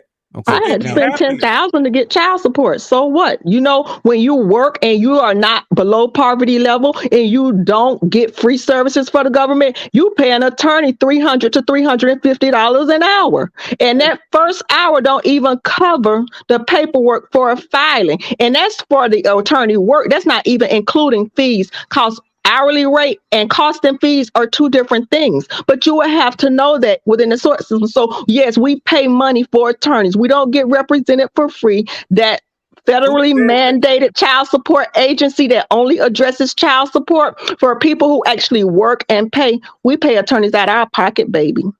Okay, I never said that you didn't. That's what I was like. What the so fuck? You just said you have to pay money for this stuff, and yes, we have to pay money to get enforcement on the other end. But this world costs money. You pay. Okay, I gotta take y'all down for a second because we'll be here for a while. Listen, I love Koja. Koja is fire. Koja, I love you. Just for 1 second, I want y'all to continue this convo. I just don't want to derail it too much. So let me bring Koja back. I want to let Koja finish her point for 1 second. Let me let Koja finish her point really quickly. After Koja goes, because I always want to give Koja the floor, I just have to let Preach go really quickly, y'all. To be honest, I don't know if I'll be able to stay on for too much longer, but I want to let Koja go, then Vango, and then Preacher coming up. Koja, thank you for bringing your expertise. Okay. I need some water. The thing is, they say, and you have to pay for that. Your kids are the one thing that's worth paying for. And women have to pay to go to court. Your kids are worth it. And if your kids are not worth it, if your kids are not worth what you pay some people pay for Jordans and PS4, you don't have a right to complain. But please be truthful in your facts when you're spouting it around here, because people are listening and they're believing everything you say, and you're talking about secondhand information. Please, if you, what they say, no investigation, no right to speak. Please investigate before you speak, and speak factually, not emotionally. Thank you, Koja. Vango, your floor, and then Preach, you're going right after. JJ, for the Joe's Pizza, JJ, I cannot thank you enough. You have no idea how bad I wanted pizza today. I got Chinese because the pizza was just a little bit out of my range today. But thank you, JJ, for the $20 donation. Thank you, everybody that supported the channel. We're running out. We're running long. We're running strong. If my camera cuts off, that's the only reason. It's because it's dead. So that's the only reason I'd end the stream. But if y'all don't care about my camera, then we'll cut it off. Vango, the floor is yours. Preacher next. All right. I think I don't be drinking, but I think I might have to after this, bro. But I'm saying, like, but this is what I mean. I have never said that you should not take care of your children. I never said that you should not pay money to try to secure your children's safety and future. I never said none of that. What this is misplaced anger towards me. I mean, towards the other Manosphere people at me, because she feels like I'm representing some kind of bastion of anti-woman, like I'm not even. Well, Vango, the United States government has identified the Manosphere as being anti-feminism. Vango, the government said this, man. It's not Koja. No, I hear what you're saying. Let's break that down. Right. What is the anti-feminist? Anybody that criticizes women? Is that anti-feminist? Well, I think that the way that they're interpreting it, and maybe we can let's ask Preach in 1 second. I think the way that they're interpreting anti-feminism in this movement, in this instance, is anything that has immediate or potential threat, both physically or interdimensionally, meaning online, with women or with the feminist side. They're not talking about feminism like we're thinking about feminism, right? Like women wanting to cut their hair and, work in the workplace. No, they're not talking about that. They're talking about guys online that are posing a threat to women, period. That's what they're talking about. Threat, like violence, or that's now that's the question. Now you're asking the question right there. That's what the I'm gray saying. term. It's gray. It's well, let's say this. Now that the Secret Service is saying that they're picking up on it, and they're saying that there are threats of extremism, right? Then to me, what a threat is anything that causes an actual physical instance to happen in the real offline world. That's what I think an actual threat is to them, or an actual, whatever, like that's the worst threat. But I think that a threat could be something that they anticipate to get to that level too. Kind of like Minority Report. I don't know if you remember that movie where they used to catch the criminals before the crime happened.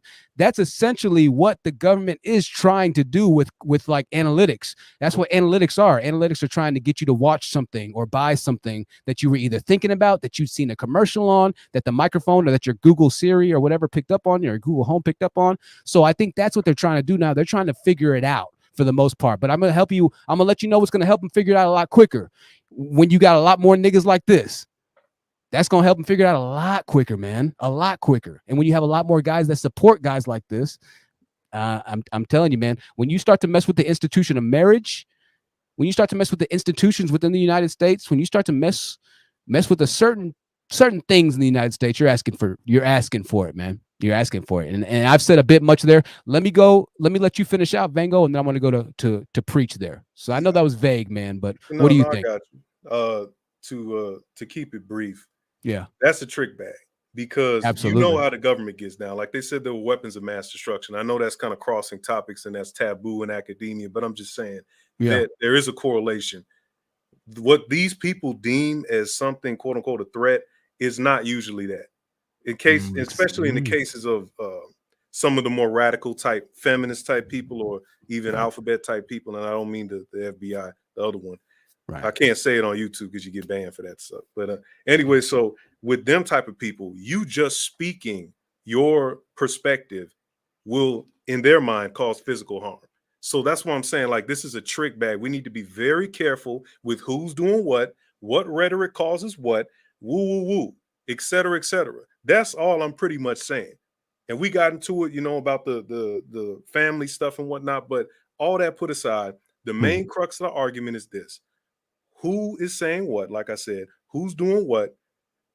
See, now they go ahead. They're trying to dig in my past. Vango's being put on blast. Listen, Vango, the internet detectives are better than the FBI detectives, bro. Don't ask me how I know. Undead. Well, we'll get to that in a second. Let's go ahead and move on to preach. Vango, thank you for your words. Undead Chronic, after the $20 super chat from Self Love Heals, said there's space for men to vent their concerns without malice. That's it right there. We have to allow that to happen. With that said, the Manosphere has to get better with venting their concerns without associated violence. People need to vent. That's a great comment there. Thank you so much, Self Love Heals, for the continued support. Preach. What are your thoughts on all this, man? Are you a Manospherean yourself? I'm not, man. I'm not.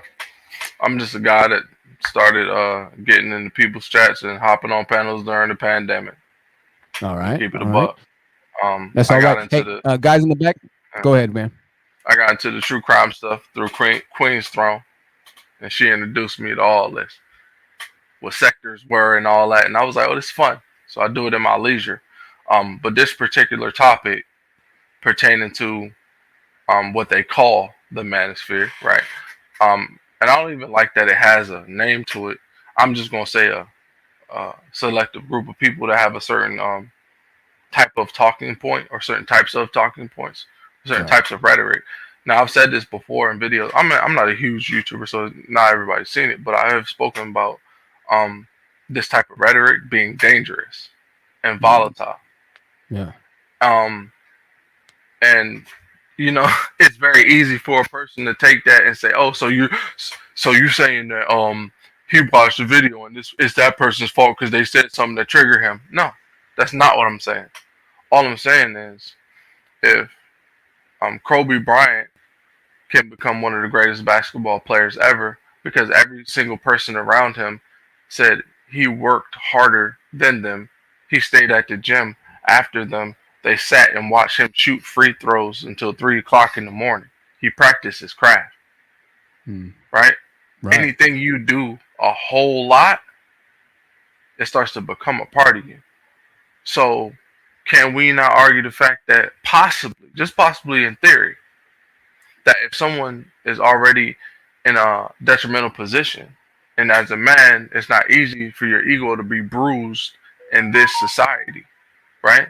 So you're already probably in a middle state where you're like, okay, so my ego is bruised. It's hard to get women because any man that is a heterosexual male that likes women is lying if he says that he don't feel it deep down in his core and in his psyche when he hasn't had a woman around in a while.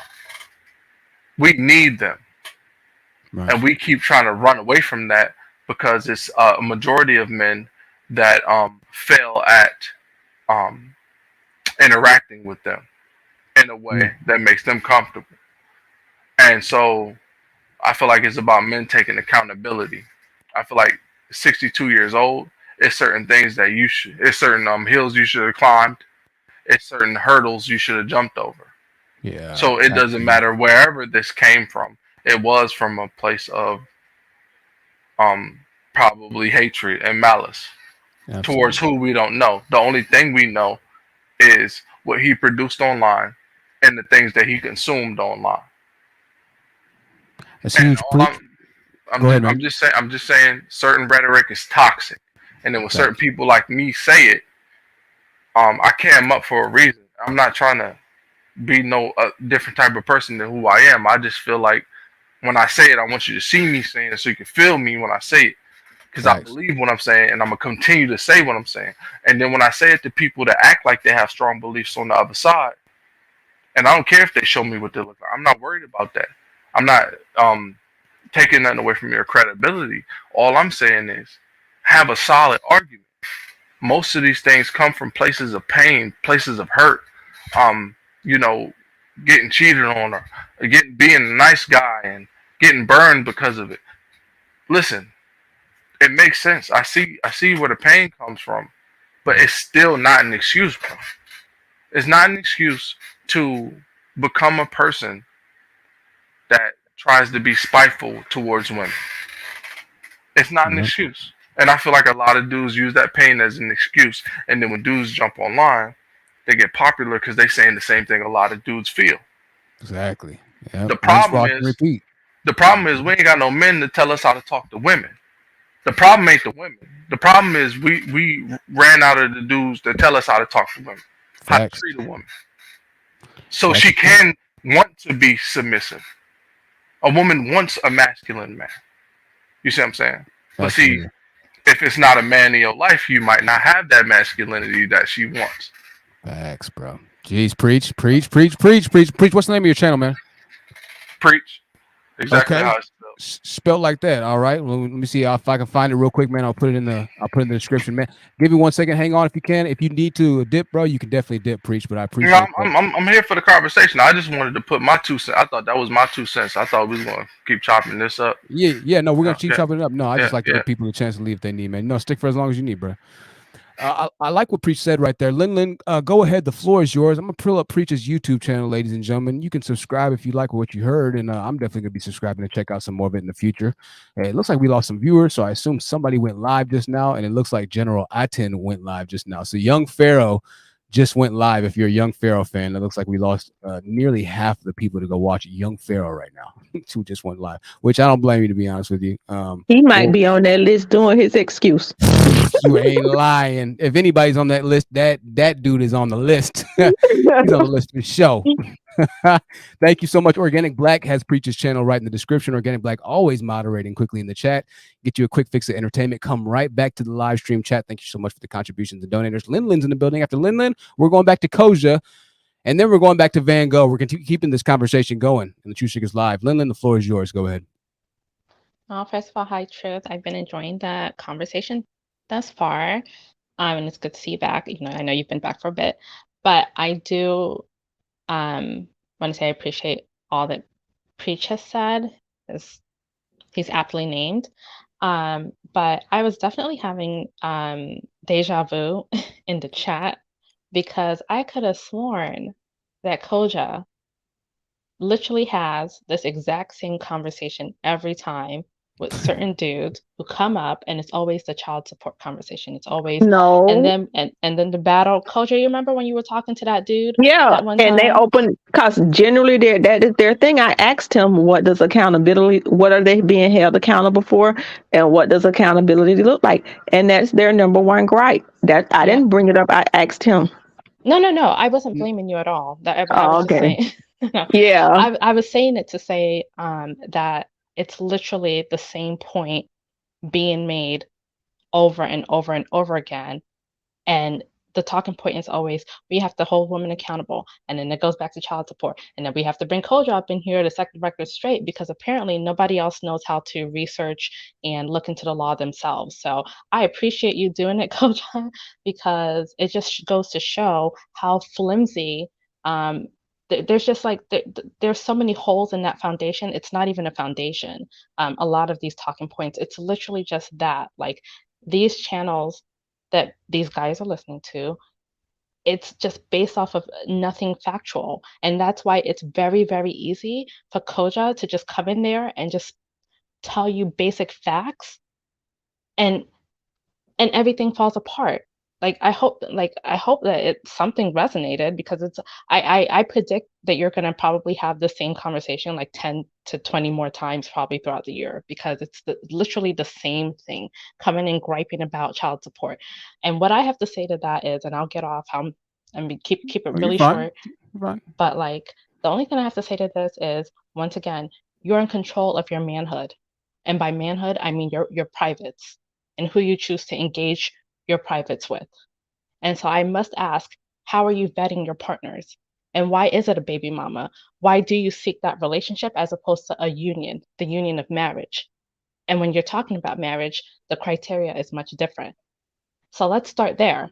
And it's men who ask the women, by the way. And that's all I have to say about that. And I'll jump off. That's deep there. Van Gogh, did you want to go ahead and respond to that, or anything there? I mean, I can, but at this point, I feel like I'm not being heard, because she literally just said everything I just said.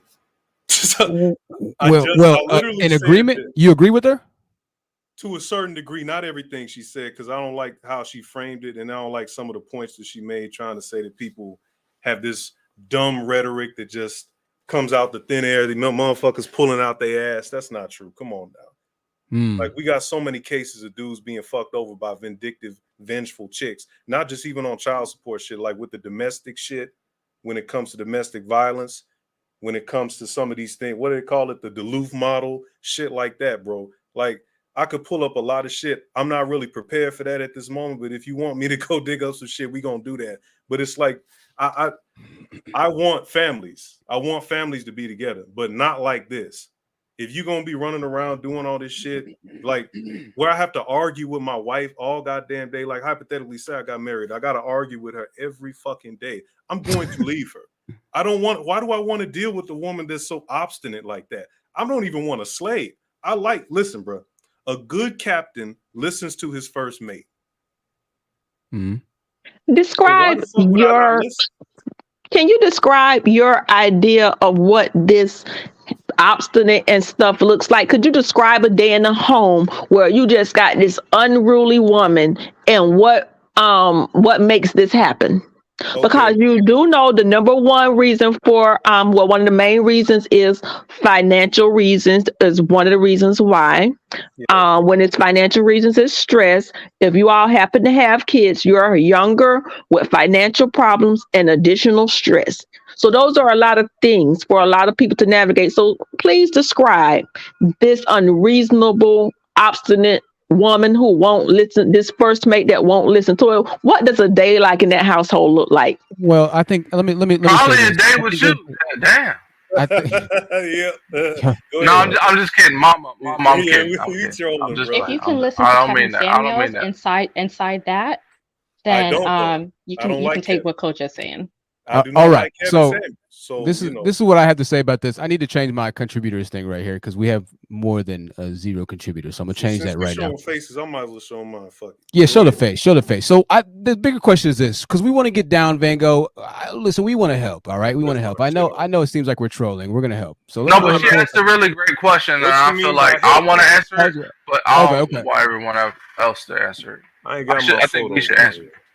How? Because You that have was the a good loudest mic I've ever heard in my life. The mic is bro. so loud. That is incredible. I've never heard a mic that My loud. bad. Hold Okay. on. I gotta fix No, it. you good. You good. I'm There turning it down. I can turn it down right now. Okay. You good, bro? Go ahead. Preach, you answer first, then I'll let Van Gogh answer because I know he's kind of thinking about it for a second. She touched on something really important.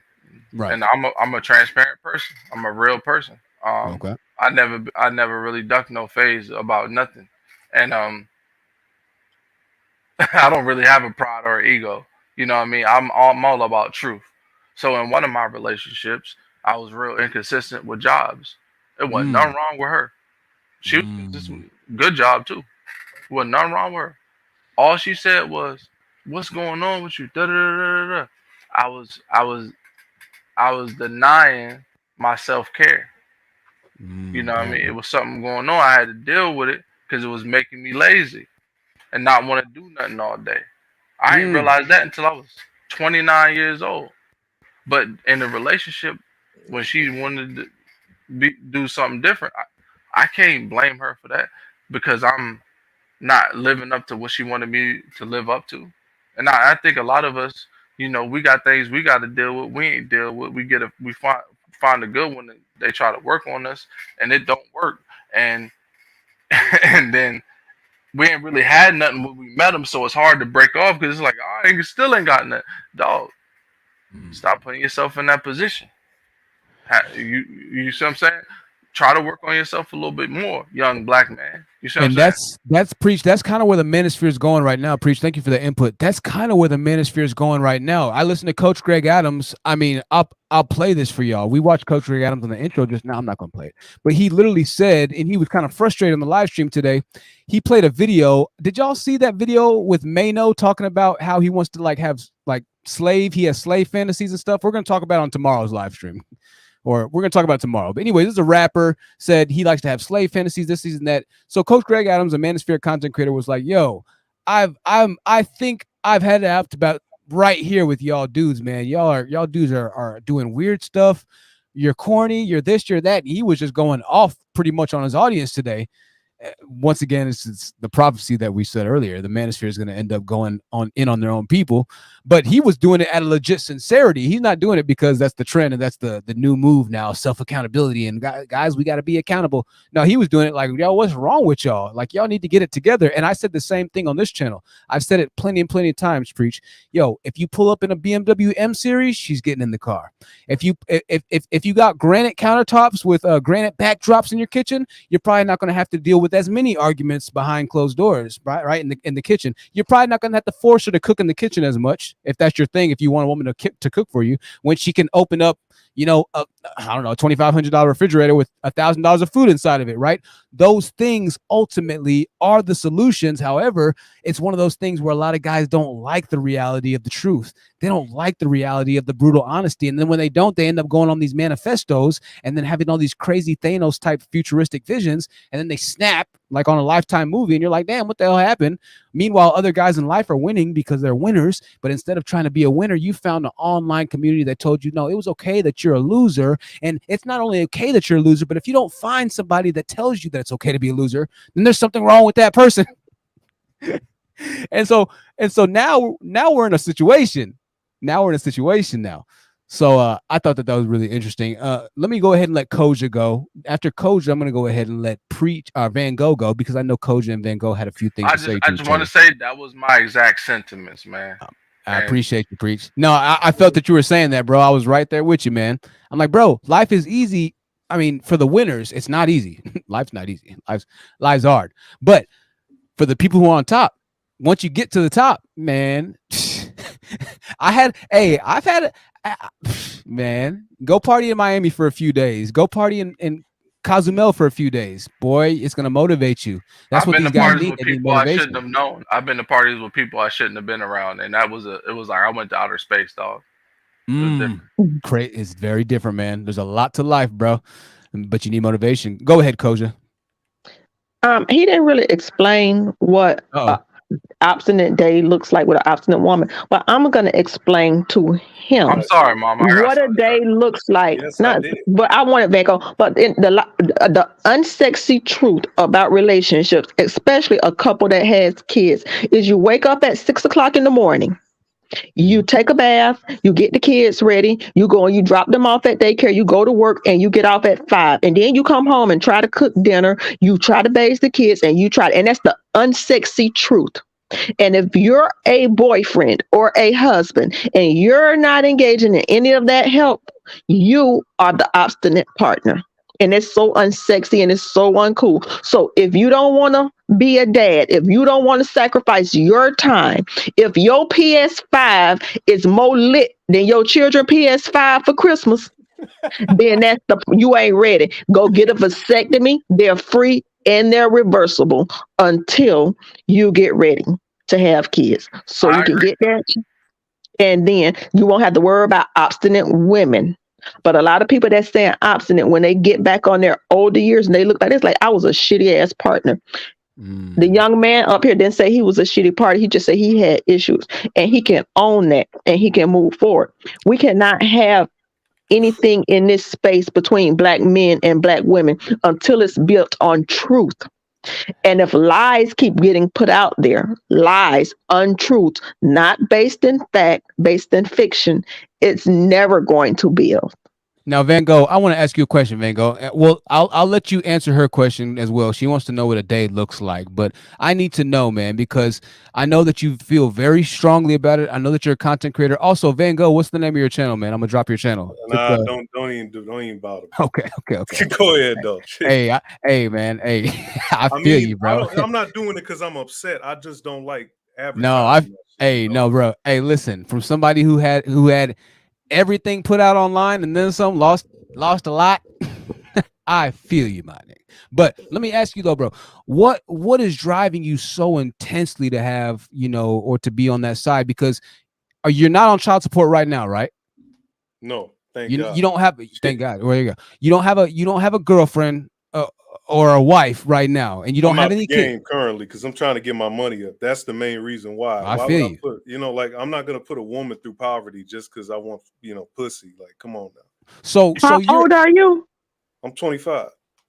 You're 25. Why? It's only you, baby. Why your money ain't up? You ain't got nobody to take care of but What do you mean? A man take like I'm if a trying to. man You're take a wife, 25. That's not fair to You're say that to a 25. man, though. Why your Come money on, ain't up? That's not fair to say that.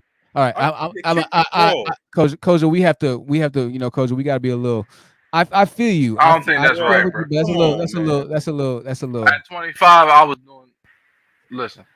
Hey, in all transparency, I'm about to say y'all already know where I was at 25, so That's gonna what be. I'm saying, bro. Like, but having said that, we're gonna bring Koja back on. That's a different conversation. That you're taking it there. We don't want to. Like, you don't know my personal situation. None of that, brother. shit, bro. We know, brother. That's now, why Van Gogh, I said something, dog. Continue, Van Gogh. No, yeah, my problem. I don't want to get triggered, bro. My bad. That just kind of irked me a little bit because it's like, yo, that's the obstinance right there. Like, I didn't even meant you. You just attacked me based off of my age. Are you ageist? Like, come on now, bro. You saying that, oh, well, you ain't got your shit together because you 25. Like, motherfucker, dudes don't get their shit together till they like in their 30s. But if your shit ain't together, you have no right up here preaching to anybody. You have no right telling nobody. Excuse me. You have no right telling nobody. I'm sorry, preach. I didn't mean to say that, but I want to say this here. You have no right telling any woman how to get anything together. But no, he's saying with all of this stuff about women, you got to get the speck out of your eye. And he got to do that. At 22, baby, I was together. On place. Excuse me, what they got to do? Men is the stronger vessel. You're a whole man trying to be a leader and supposed to lead me. So what are you saying? No, but I can understand him not having it together. But you can't be on no panel telling women what and talking about women. He need to spend every second he got available getting himself together and get offline. And when he come back with it together, he can't. He can't afford to have an opinion. He can't afford to have an opinion on people his age that got it more together than him. Now, if he had it together and he was doing that, that'd be a different thing. But he don't. So how are you in a position of not having it together? You can't even lead yourself. And not you, but he can't even lead himself. He can't lead himself. So he can know. When I want to learn stuff how to progress, I'm gonna go to somebody who's doing it. You can't give advice if you're not in a position to mirror that what you're talking about. You can't condemn something when you're not even above it. So at a minimum, he's saying his stuff ain't together. So he got to focus every ounce of energy he got on himself, not women. All right, let me say this real quick. Preach, hold on a second, Preach. I'll let you go. I know you're waiting, Preach. Van Gogh, I know you're in the back, man. You called Koja an MNFer, and so I can't let you in good faith, you know. I can't bring you back for now, but I'm gonna let Preach and Koja go at it. I know where you stand for the most part. But let me say this, okay? Koja is 100% right. 100% right. Having said that, Koja was definitely disrespectful with what she said. So don't get me wrong. That was disrespectful. However, Koja's still 100% right. We're talking about right now hate speech, right? And punishable terroristic type of speech. And so I don't want us to fall into the same incident, right, that we're falling into with this hate speech thing, which is that, well, hey, if the Manosphere guys are saying all the right things, then what does it really matter if they're saying things about this? Well, let's keep that same energy. All right. Yeah, Koja was a bit disrespectful there, but hey, if she's saying things a bit disrespectfully, you know, I was a little bit wrong, but is it really wrong at the same time though? Because fuck, if she was 22 with their life together, what the fuck are we doing? You know what I mean? Like, damn, bro. I'm just saying, I know it's wrong, but I know it's right too. So I'm just saying, Preach. I'll let you go, Van Gogh. No cursing, man. Van Gogh, I'm gonna need you to apologize to Koja, bro. Just off WAP. Just apologize real quick. Let's no cursing, Koja. Let's try and keep it respectful. You're 100% right. You know I got your back. But Van Gogh, just a quick apology to Koja, man. Just no cursing, man. I just don't like that, bro. But Preach, Go ahead. Go ahead, bro. I'll let you apologize. After you apologize, Preach, go ahead. Nah, I ain't understand it. I ain't know your rules, bro. I literally just met you. So my apologies for that. I'm just gonna head out, bro, because I'm not feeling this at all. This ain't me running away. But I'm just saying, like, how you gonna judge me, man? You don't even know what. But you judging women on this panel. Well, hold on, Koja. Hold on. I have to take Koja down because Koja doesn't hear me. Now, Van Gogh, you were the one that told us, right, that you're working on yourself, bro, right? Yes, I'm literally in the stew making money right now, bro. Like, what are you talking about? Well, bro, salute. Now, so salute, bro. Man, listen, I feel you, bro. Trust me, I feel you. What I'm saying is this, though. So if you need some time, you know, to get yourself together, then I'm saying, how are you speaking so brashly about the heredities of women when you're not when you're not even like really dating? You know what I mean, bro? I'm just saying, like, okay, I'll answer that. When I Yeah. was out there in the, you know, in the mix, I experienced this stuff, so I'm giving my opinion. But you guys, I know y'all don't know me. This is your first time meeting me and talking to me, because I have touched on this before. I'm doing it from a precautionary stance. I don't tell dudes not to get in the mix of women, to talk to women. I don't tell dudes to run up and disrespect chicks. I've never been on that type of time. I'm saying simply, hey, there's some certain things in the society that we should call out and try to fix while I'm getting my bag, while I'm doing stuff, while I'm in the mix or out the mix, whatever. You understand what I'm saying? So do I got to be a biologist to speak about a human baby's development? You understand what I'm saying? I understand where you're coming from, because there's a lot of dudes that be on the incel energy that don't actually get women, that don't do anything with their life, but want to complain about women. I am not one of those dudes. Let's get that clear off rip. I'm not one of them dudes. I fell off with the bag. I'm trying to build it back up. So you feel me? It's like, I think you guys are hitting with a lot of misconceptions and misunderstanding, and there's a lot of preconceived notions. Hell, that might be for me too. Let me go ahead and hit myself with the switch too. Right. There's a lot of preconceived energy that's coming into this. It's not a clean slate topic. It's not a fresh and cleanly with the Dove soap type topic.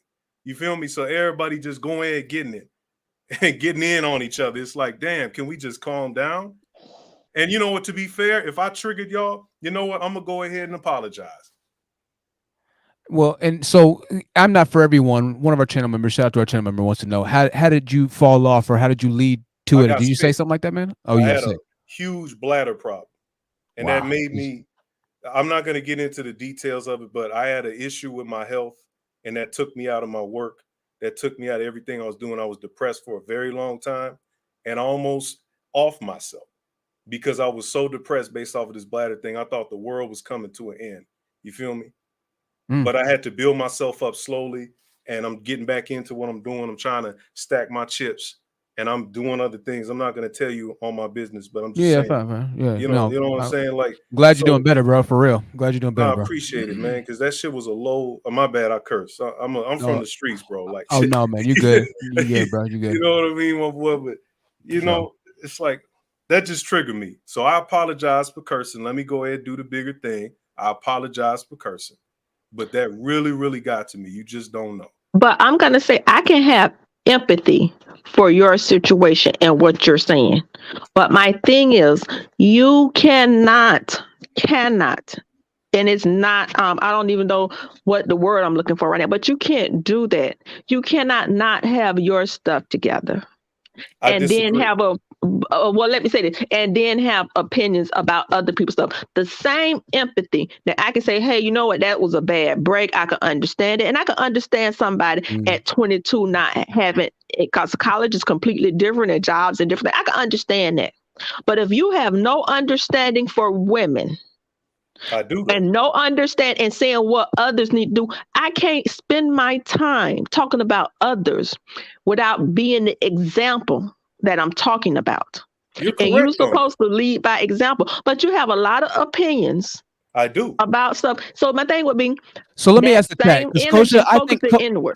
Koja, I think you bring up a good point, and I think a lot of people. Let me make a poll. Because this is an interesting thing right here. I'm gonna make a poll. Can you give advice? Well, I'll say put a 1 in the chat if you can give advice to somebody who makes more. Well, you know what I'm trying to say. Can you give advice to somebody? Well, I guess we should be able to give advice to people, right? Do y'all know what I'm trying to say? Fuck. Van Gogh, you know what I'm trying to say? If I want marital advice, I go to some people with successful marriages. Yeah, but we the not only thing the person who got the bad marriage can tell me is what they did wrong. But if I'm looking for advice for the other one, so you generally have to be there to speak. Now, it's some things that are just strictly factual you can tell somebody about. But the number one thing, and that's what I want to say, you were saying, Coach Greg, I haven't visited him, saying it's focus your energy inward towards yourself as more than focusing it outward towards others. And then once you do that, see, when they say it's hard to look in the mirror, it's easier to look outward at other people's mistakes than to look inward at your own. And the more you focused on them, it gives you an excuse. Put that energy in you. And when you put that energy in you, instead of looking at these other people, what they doing wrong. So when I was a little girl, they told me, but what you supposed to do? All of your sentences should start with I. If your sentences are starting with women or they and them, you're focused wrong. It should be I center. What am I doing for myself? What do I have to improve? How am I the change that I seek in the world, or becoming the change? And that's what these men don't do. They focus on everything else but themselves. Some I'll say, but I think Van Gogh's trying to focus, on the right things. This is the thing. I barely do YouTube content for several reasons. Okay. But one of the main reasons is because I have stuff to do offline. I am not an online dude. Like, I think you guys are projecting onto me a little bit. You feel me? I feel like I'm being strongmanned a little bit based off of this. Hold on, this Elden Ring I'm playing this in the background. Oh no, you're fine. Well, and feelings aren't facts. I'm about to say, feelings are not feelings, though. This is not feelings. Okay, they are feelings, but they aren't actually have to be factual. But you can feel it, but that don't make it factual. Van Gogh, you're new to the channel. You're new to the channel, Van Gogh. We've gone much harder on guys, Van Gogh. So you feel very happy that you caught us right now, man. We're in a very nice mood. Okay, I get it. Y'all got your thing. You feel me? You got your slant on the thing. But my thing is no. I gotta take a deep breath. No, you're fine, man. I know. And I got 3 sons. Coach, and I give it to them one second, blood raw. I gotta hold on a second, guys. We can't all be talking over each other, y'all. I mean, it's crazy. It has to be one person at a time. If one person is talking, then let them talk. What I'm gonna do is I'm just gonna have to bring one person on at a time, for the most part. Because Jesus Christ. That's what I'm saying, my boy. And I'm guilty of it too, to a degree. Yeah, I know. I am too. I'm guilty of it right now. I just cut you off. No, you good, man. This is your platform. You feel me? So, but to answer what you're saying about the criticism thing, there's some things that you don't have to necessarily be into to criticize, if you understand what I'm saying. Like, for instance, this might sound kind of asinine, but if it's raining outside and I'm not a meteorologist, I should be able to speak on the weather. I know it sounds asinine and a little bit trivial, but I'm just saying, though, follow my logic if you can, if you can. Of course. I'm not downing people, I'm just saying. But I just find it strange that everybody's I guess the question is on edge. Oh, go ahead. My bad. The question would be, my next question is, to what extent can you explain the phenomena of rain that experiencing? I mean, are you going to break down what type of rain it is? Are you going to break down what direction the wind is blowing with it? I guess it depends. What type of meteorologist are you faking yourself to be in that question? I mean, that's a very good question, but this is the thing. If you have studied, and I'm not necessarily saying this is my case because I don't know everything, but I'm just saying, say you studied meteorology, but you didn't go to school. Does that disqualify you? Like, for instance, Benjamin Banneker was self-taught, but he knew all about agriculture, weather patterns, all that stuff in the 1700s. So, I mean, like, before we had all these schools, so do we invalidate him because he didn't have this degree or whatever, because he didn't have a so-called qualification? The showing and proving, I would think, is the qualification. Right. Like when you call them on the spot, like me, I'm going to admit I fumbled on some of these, but I think that people, when they actually look back on this live stream, they can understand what I'm saying if they take their bias out of it. You feel me? Right. Because I listen, she's like, oh, well, you don't have the same type of sympathy for women. That is erroneous. That is definitely erroneous. I will look at the positive before I look at the negative. Y'all might just hear me talk about this in this instance or some instances on my channel, but I do uplift quality women. I talk about my grandmother. I talk about some of the women I've dealt with, and I messed up the relationship with these women. Like there was a fly Puerto Rican chick. The Go flame's about to crank up for you. I'm just letting you know, man. Uh-oh, go ahead. You've already said like 3 things in a row, bro. Oh, my bad. Let me stop. Oh no. I'm just giving you a hard time, man. I'm kind of giving you a forewarning, to be honest with you. But explain to me about this relationship. Puerto Rican chick, were you in Puerto Rico or was it in New York or something? No, this or is what? in my local area in Chicago. Okay, good deal, man. This was in high school. Okay. Oh, well, it's high school, man. Yeah, But I mean, I'm a relatively young guy. Was what I'm saying. Right. So I mean, it was a while ago. Don't get it twisted. I'm not living in the past, but I kind of replayed my thoughts and what happened to me in my life. I was pursuing a black chick instead of her that didn't want me, but I was trying to be Mr. Player, foolish. And she was really, really feeling me, like really, really feeling me. And then when I rejected her, I didn't even know she was really feeling me at the time. But when I learned later from her twin sister, she was like, "Oh my God, you really did her dirty." And I'm like, wow, that shit has that stuff has haunted me to this day, because I really did her bad. She was crying. Like that. I did not mean to do that. And I'm not like, you guys think just because you hear me say similar rhetoric to these dudes that you don't like, that I'm some kind of woman hating type of dude. That's not even my energy. I'm just animated about slight certain things. You feel me? Like, well, whatever. Go ahead.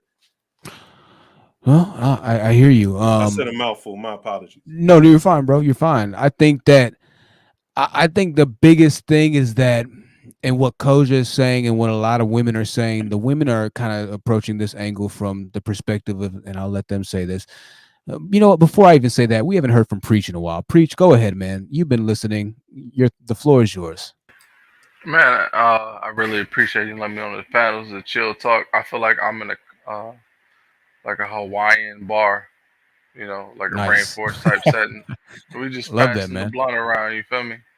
Yes, sir. The blunt around. That's all. The day-to-day life with a woman. Now, Preach, let me ask you. I want to ask Koja. I wanted to answer her question.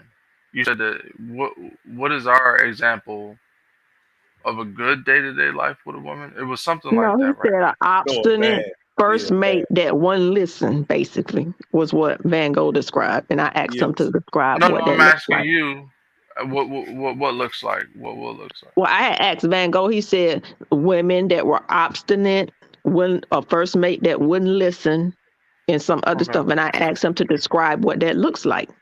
Oh, okay. So maybe I'm a little off, or maybe I thought you asked the wrong question. I thought we were still in the relationship, because I was still on my, we need to learn how to speak to women better type thing. And the conversation that we having right now, in general, it got a little rocky, but I try to look at our everyday lives, like, what tools do you use? Like don't be ashamed to use certain tools. There are certain tools you can use. You know what I mean? I wondered why therapy costs so much. It's because they teach you how to use fucking tools that you never knew you had. It's always been a part of you. You just never so what I'm saying, all I'm saying is, it's like, bro, the you being 25, my dude, what I was doing at 25, you talking like this and talking to people our age at 25, I was talking to people. I'm only 5 years older than you, and I'm talking like I'm 50 years older than you, because 5 years was a long time ago for me, because a lot changed from that early 20 to that 30 mark. That 30 ball is something different. The world completely changed. And look, at 25, all I'm saying is for you to be in that space. And all I'm saying to you, you can just tell me whatever. It don't matter. No. I'm talking to the queen that was talking, Auntie. What I'm gonna say to you is, my only problem with it is when he said his age, and I didn't like how you said the type of money he should be making at that age, because I didn't like what he said at the beginning of the conversation either. Wait a minute. I don't want to, because I don't do the talking while people are talking, and because I know that if you just let me say finish it, I apologize. I'm sorry. No, it's all right. You don't apologize to me. It's okay. I'm just saying. I just feel like if you hear what I'm saying, you might feel me better. So what I'm saying is, just understand. Like, I know you look at the young black men and you want us to do better. You know we can do better. You look at our potential. You know our potential. But this man is telling you at 25 in 2022 that he ain't running around here with 1,000 kids, 1,000 diseases, a whole bunch of felonies. And even if he does, so the fuck what? The nigga still said he grinding. You see what I'm saying? So he's telling you, look, I'm grinding right now. I'm focused. He's 25, like 25 to a young black man right now in the place that he is, bro. Like at 25, look, I was making life decisions in a motherfucking hoopty at the corner store at 2:30 in the morning. So I'm not saying you don't have insight, and I'm not saying you don't love young black men, and you don't have good advice. But all I'm saying is we're the hell on earth has drug a lot of us into that shit, and we know what that abyss looks like, and we know what it feels like to be swirling around in that shit like we circling a drain. So at 25, if he's saying he working and he's saying he focused and he not talking about this hole and that hole and this my moment and this Draco and that scrap and this op, I salute him, bro, and I wish him the best, bro. And Preach, I'm gonna wrap it up here for a second. Preach, thank you, Preach, for your words there. Koji, give me 1 second. I'm gonna read a couple of the comments here. We have conflicting thoughts, y'all. We have conflicting thoughts. But first, I want to go ahead and show this video here. I'm not sure what exactly is going on, but Twitter is pretty much on fire right now. We did see just a second ago that the feds are being pressured to not punish this or see that this is actually whatever it might be, but they are calling him a black extremist right now. Okay. They're calling him a black extremist. So just to give you all an idea of where we stand and where we are exactly right now. Hey, call into the show. We have a few minutes. We're going to wrap it up here in a little bit, but we're going long and we're going strong tonight. Thank you for everybody that's donated and contributed and ensured that we're able to do this, and I'm able to do this. We don't have 0 contributors. We definitely have more than 0. So let me change this right now for you. We have Grandmaster Troll in the building. That's right. GMT is in the building, ladies and gentlemen. I believe we got 6 contributors. We have some fans of GMT to greet him properly. GMT, make sure you check out the Life of a Grandmaster Troll. The link will be in the live chat right now. I'm gonna go ahead and take this thing over. Preach. I like what Preach was saying a lot. Van Gogh, I'm gonna let you follow up with Preach on that, and then we're gonna go to Koja. But before we go to you, Van Gogh, can I respond to what? Of course you can, Koja. Because I don't want to. Number one, I'm sorry that the bar is set so low that at 25, the only criteria to say you are doing it is saying, I don't have kids.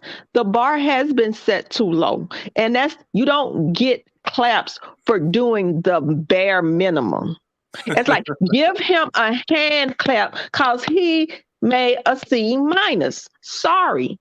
You don't. At 25 years old, people are attorneys. Sometimes at that age, there's so much you don't get just because I didn't have a baby, and I'm not talking about shooting. That is the bar. The bar has been set too low. And when he said about rain and a meteorologist, number one, let's stop making deflective, inaccurate comparisons. Wow. If your arm is broke, I don't compare it to your head. I don't compare it to a garden tool. I don't compare it to a pole. I compare it to your other arm. So sitting here making inaccurate things to try to prove a point that has no basis in nothing. I don't know who taught you that, but that's the kind of stuff my sons did at age 12. And I'm going to tell you, empathy and sympathy are not the same thing. Get your word game up, Mr. Rapper. A diverse vocabulary and knowing meaning and context is everything. So work on your word game so you could be a wordsmith and not a mumble rapper. All right, and we need to set the bar higher than just not being in jail and not having kids. Maybe he impotent. He had them urinary problems. He might have tried some long-term damage and can't have no one. Wow. Ooh, that's venomous. Oh, Ooh. goodness, Koja. That's venomous right there, boy. All right, Koja. I must have really triggered you, sister. And I use that term loosely since you keep coming at me. You feel me? But well, we're gonna keep it respectful on our side, Koja. We're gonna take Koja down for now. Listen, Koja, it's always good to have Koja in there. Jesus Christ, I'm telling you, bro. It's a bit brutal there, man. I mean, look, but you know what's crazy though? I've been taught to look at all sides of an argument, all three sides. You know, Right. sometimes it's four sides if it's really that complicated, but it's three. It's one side, the other side, and it's the whole truth, right? So the way she feeling is she frustrated. Yeah. She looking at a young black man that's not doing enough. So she set her bar way lower because she feel like if she push a real strict narrative and they fall in line, it'll be just right. But see, our problem is with our people, we're very emotional. So when it comes to us helping one another, we get emotional when helping one another. And what does it take to help a person? Empathy, sympathy, compassion, patience, time. Do we really do a lot of us have that for one another? Well, I think you said something. I think that right now, we're definitely in a position and we're in a point in time where, people are definitely, feeling a lot of the energy. I was about to bring Koja back up, but she left. Shout out to Koja. People are definitely feeling a lot of the stresses, a lot of the pressures. We just got done going through a pandemic. We just got done going through this. We just got done going through that. So I think that does push, a lot to the forefront. And then once again, we have more instances of snapping. However, I do, and I'm thankful and I'm glad, Preach, that you're able to point that out, because it's that mindset that is going to help you to not snap when you have to deal with people in the real world, right, on different terms, and you're like, what you just say to me? Right. And so it'll help keep your mind. So even then, as a man, that's a good quality to have. So there's learning lessons in all of it, right? I'm definitely not perfected with those learning lessons either. I gotta get my shit right, because I be going off on niggas sometimes, on people sometimes. So I understand that. But I like where that conversation is going, and I like the train of thought. What I really do enjoy as well is that y'all both y'all, even though we're on both sides of the spectrum right now, we're able to as men come together and have, between the three of us, a very solid conversation, even though we might be in different fields and things of that nature. That's ultimately what's going to do much more solutions, much more work for helping men out in the future than guys sitting in an online chat room, listening to bloodshed 24/7 and things of that nature. There needs to be more of this, because just like Koja said, and she's spot on, and just like Preach said, and he was spot on, what guys need is a masculine figure, because when masculinity starts to become more of the norm, you're going to start to feel that tranquilate. Is that a word? I just made it up, so it is a word. Tranquilate into every other piece of your life, right? Is a better one. I appreciate that. I appreciate that, Van Gogh. Thank you. I know you got the bars, bro. And so there it is, right? I like that. That was preach. I was preaching. My bad. Matriculate. Matriculate. Thank you, my friend. Thank you. Reaction satisfaction with the $10 super chat. Success is great, but at 18, you should be able to compete with others. Can you compete with any man, or just the one in the mirror? At 25, people are running businesses, not just their mouths. No excuses. I mean, in all transparency, at 25, my life definitely wasn't together. At 25, I was literally sleeping in a car, guys. I was literally sleeping in a car. Now, granted, you have to understand, I'm a pretty smart guy. Oh no, really? How did it feel when you had the AC on and it felt weird because you had to find a place to park without people staring at you when you woke up? Oh, really? Hey, bro. That must have been I don't mean to cut y'all brothers off, but I got to my bad. I don't mean to cut y'all.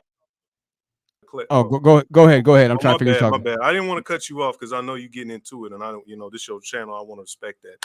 But you're fine, man. My thing is this: you might have to refund her that $10, because you acting like I ain't got no business when I literally just said I'm in the stew making money right now. So like, what is this? Okay, whatever, man. Y'all have a good one, man. Now you could have let her keep the 10 and just explain that you have a business, and they would have just felt dumb about spending the money to say that, bro. But this is the thing, Preach. I've been saying stuff like that the whole time, and they're not hearing me selectively. Like, I've said a couple of things that actually agree with Koja and you and Honest, and people are not hearing me because I triggered them earlier. So I don't want to do this no more, bro. Well, But I appreciate you. Van Gogh, I think Go ahead. I think we hear you, man. I'm not. I mean, I'm not so sure, I know bro. you. I know you definitely know. I hear you. Yeah, you hear me, but do the other ones do? I Well- hear you. I hear you. Are you sure, sister? And Are you I sure? hear you. Closure Just don't hears be you. no Sister battle just need- rapper. Just don't be no battle rapper, and you gonna be okay, baby.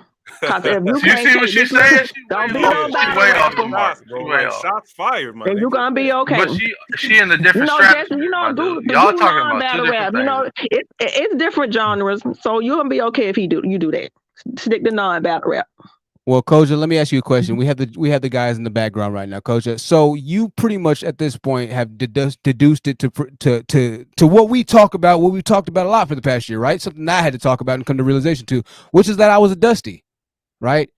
I literally woke up one day in my car. And I was in a hotel, and I was like, "What the fuck am I doing with my life?" I was like, "I'm trash." I was like, "What am I doing with my life?" I Right? have two 22-year-olds and a 23-year-old. And what I tell them is what I tell them now. I have a 23-year-old that's in college and working, bought his own car. They all three live together and they share rent. And my 22-year-olds, I tell them, y'all need to get y'all butt back in school. You working, that's great.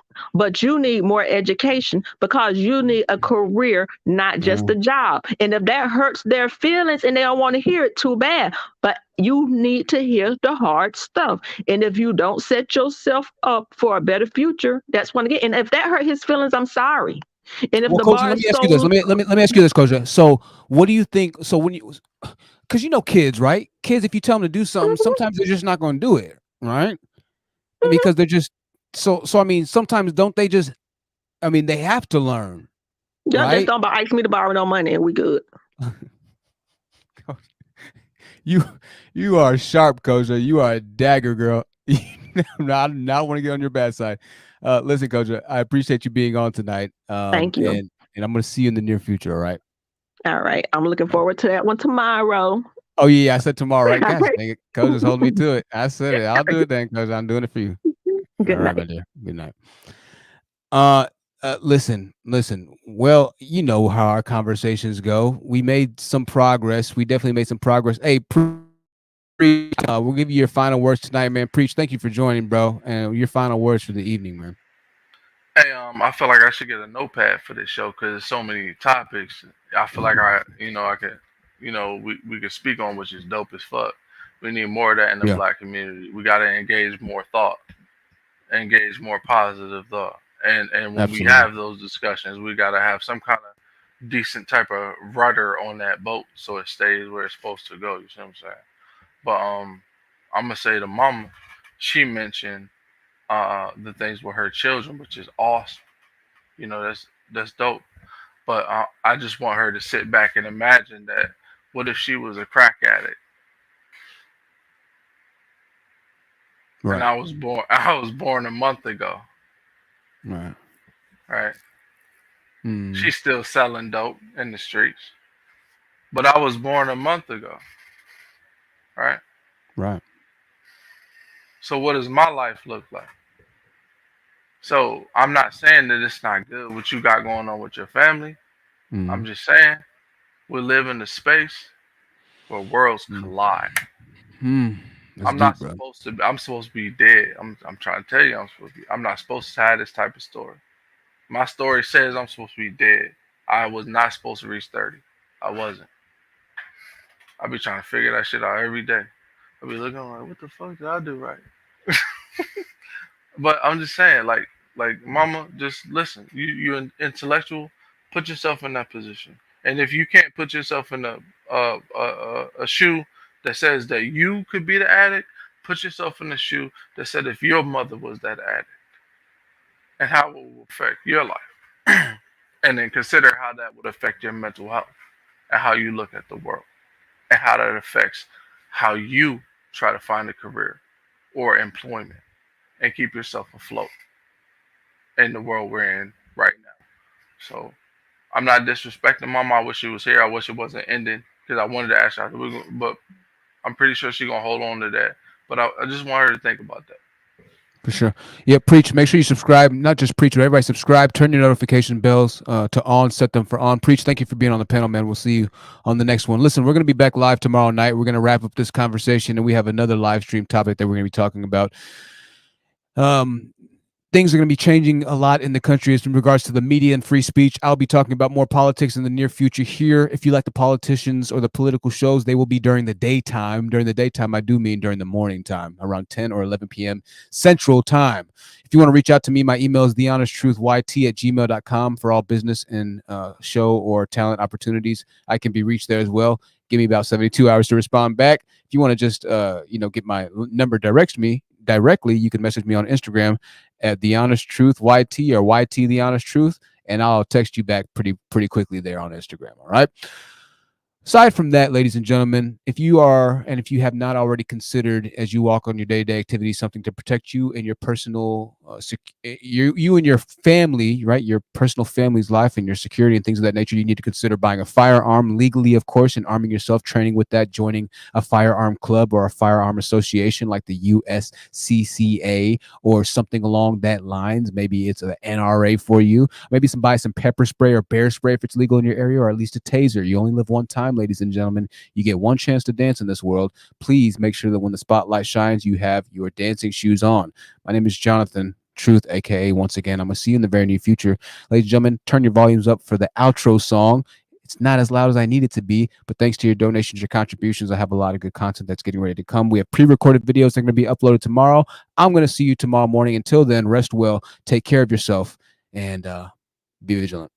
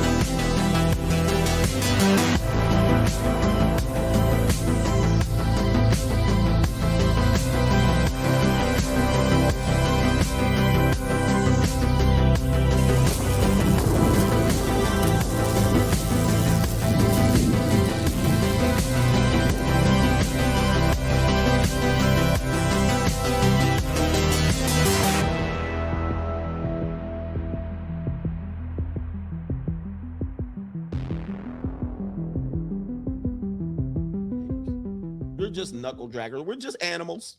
I can predict the pattern. I can predict what people are going to do based on how they behave. Oh, it's time to riot and protest again. Oh, great. Yeah, that'll be great. There's going to be a great outcome from that because there always has been one. There's always been a great outcome. Nah, man, until you start a revolution, there ain't nothing going to change, bro. All right, I'm just telling you from a historical perspective. I'm not encouraging you to do anything. But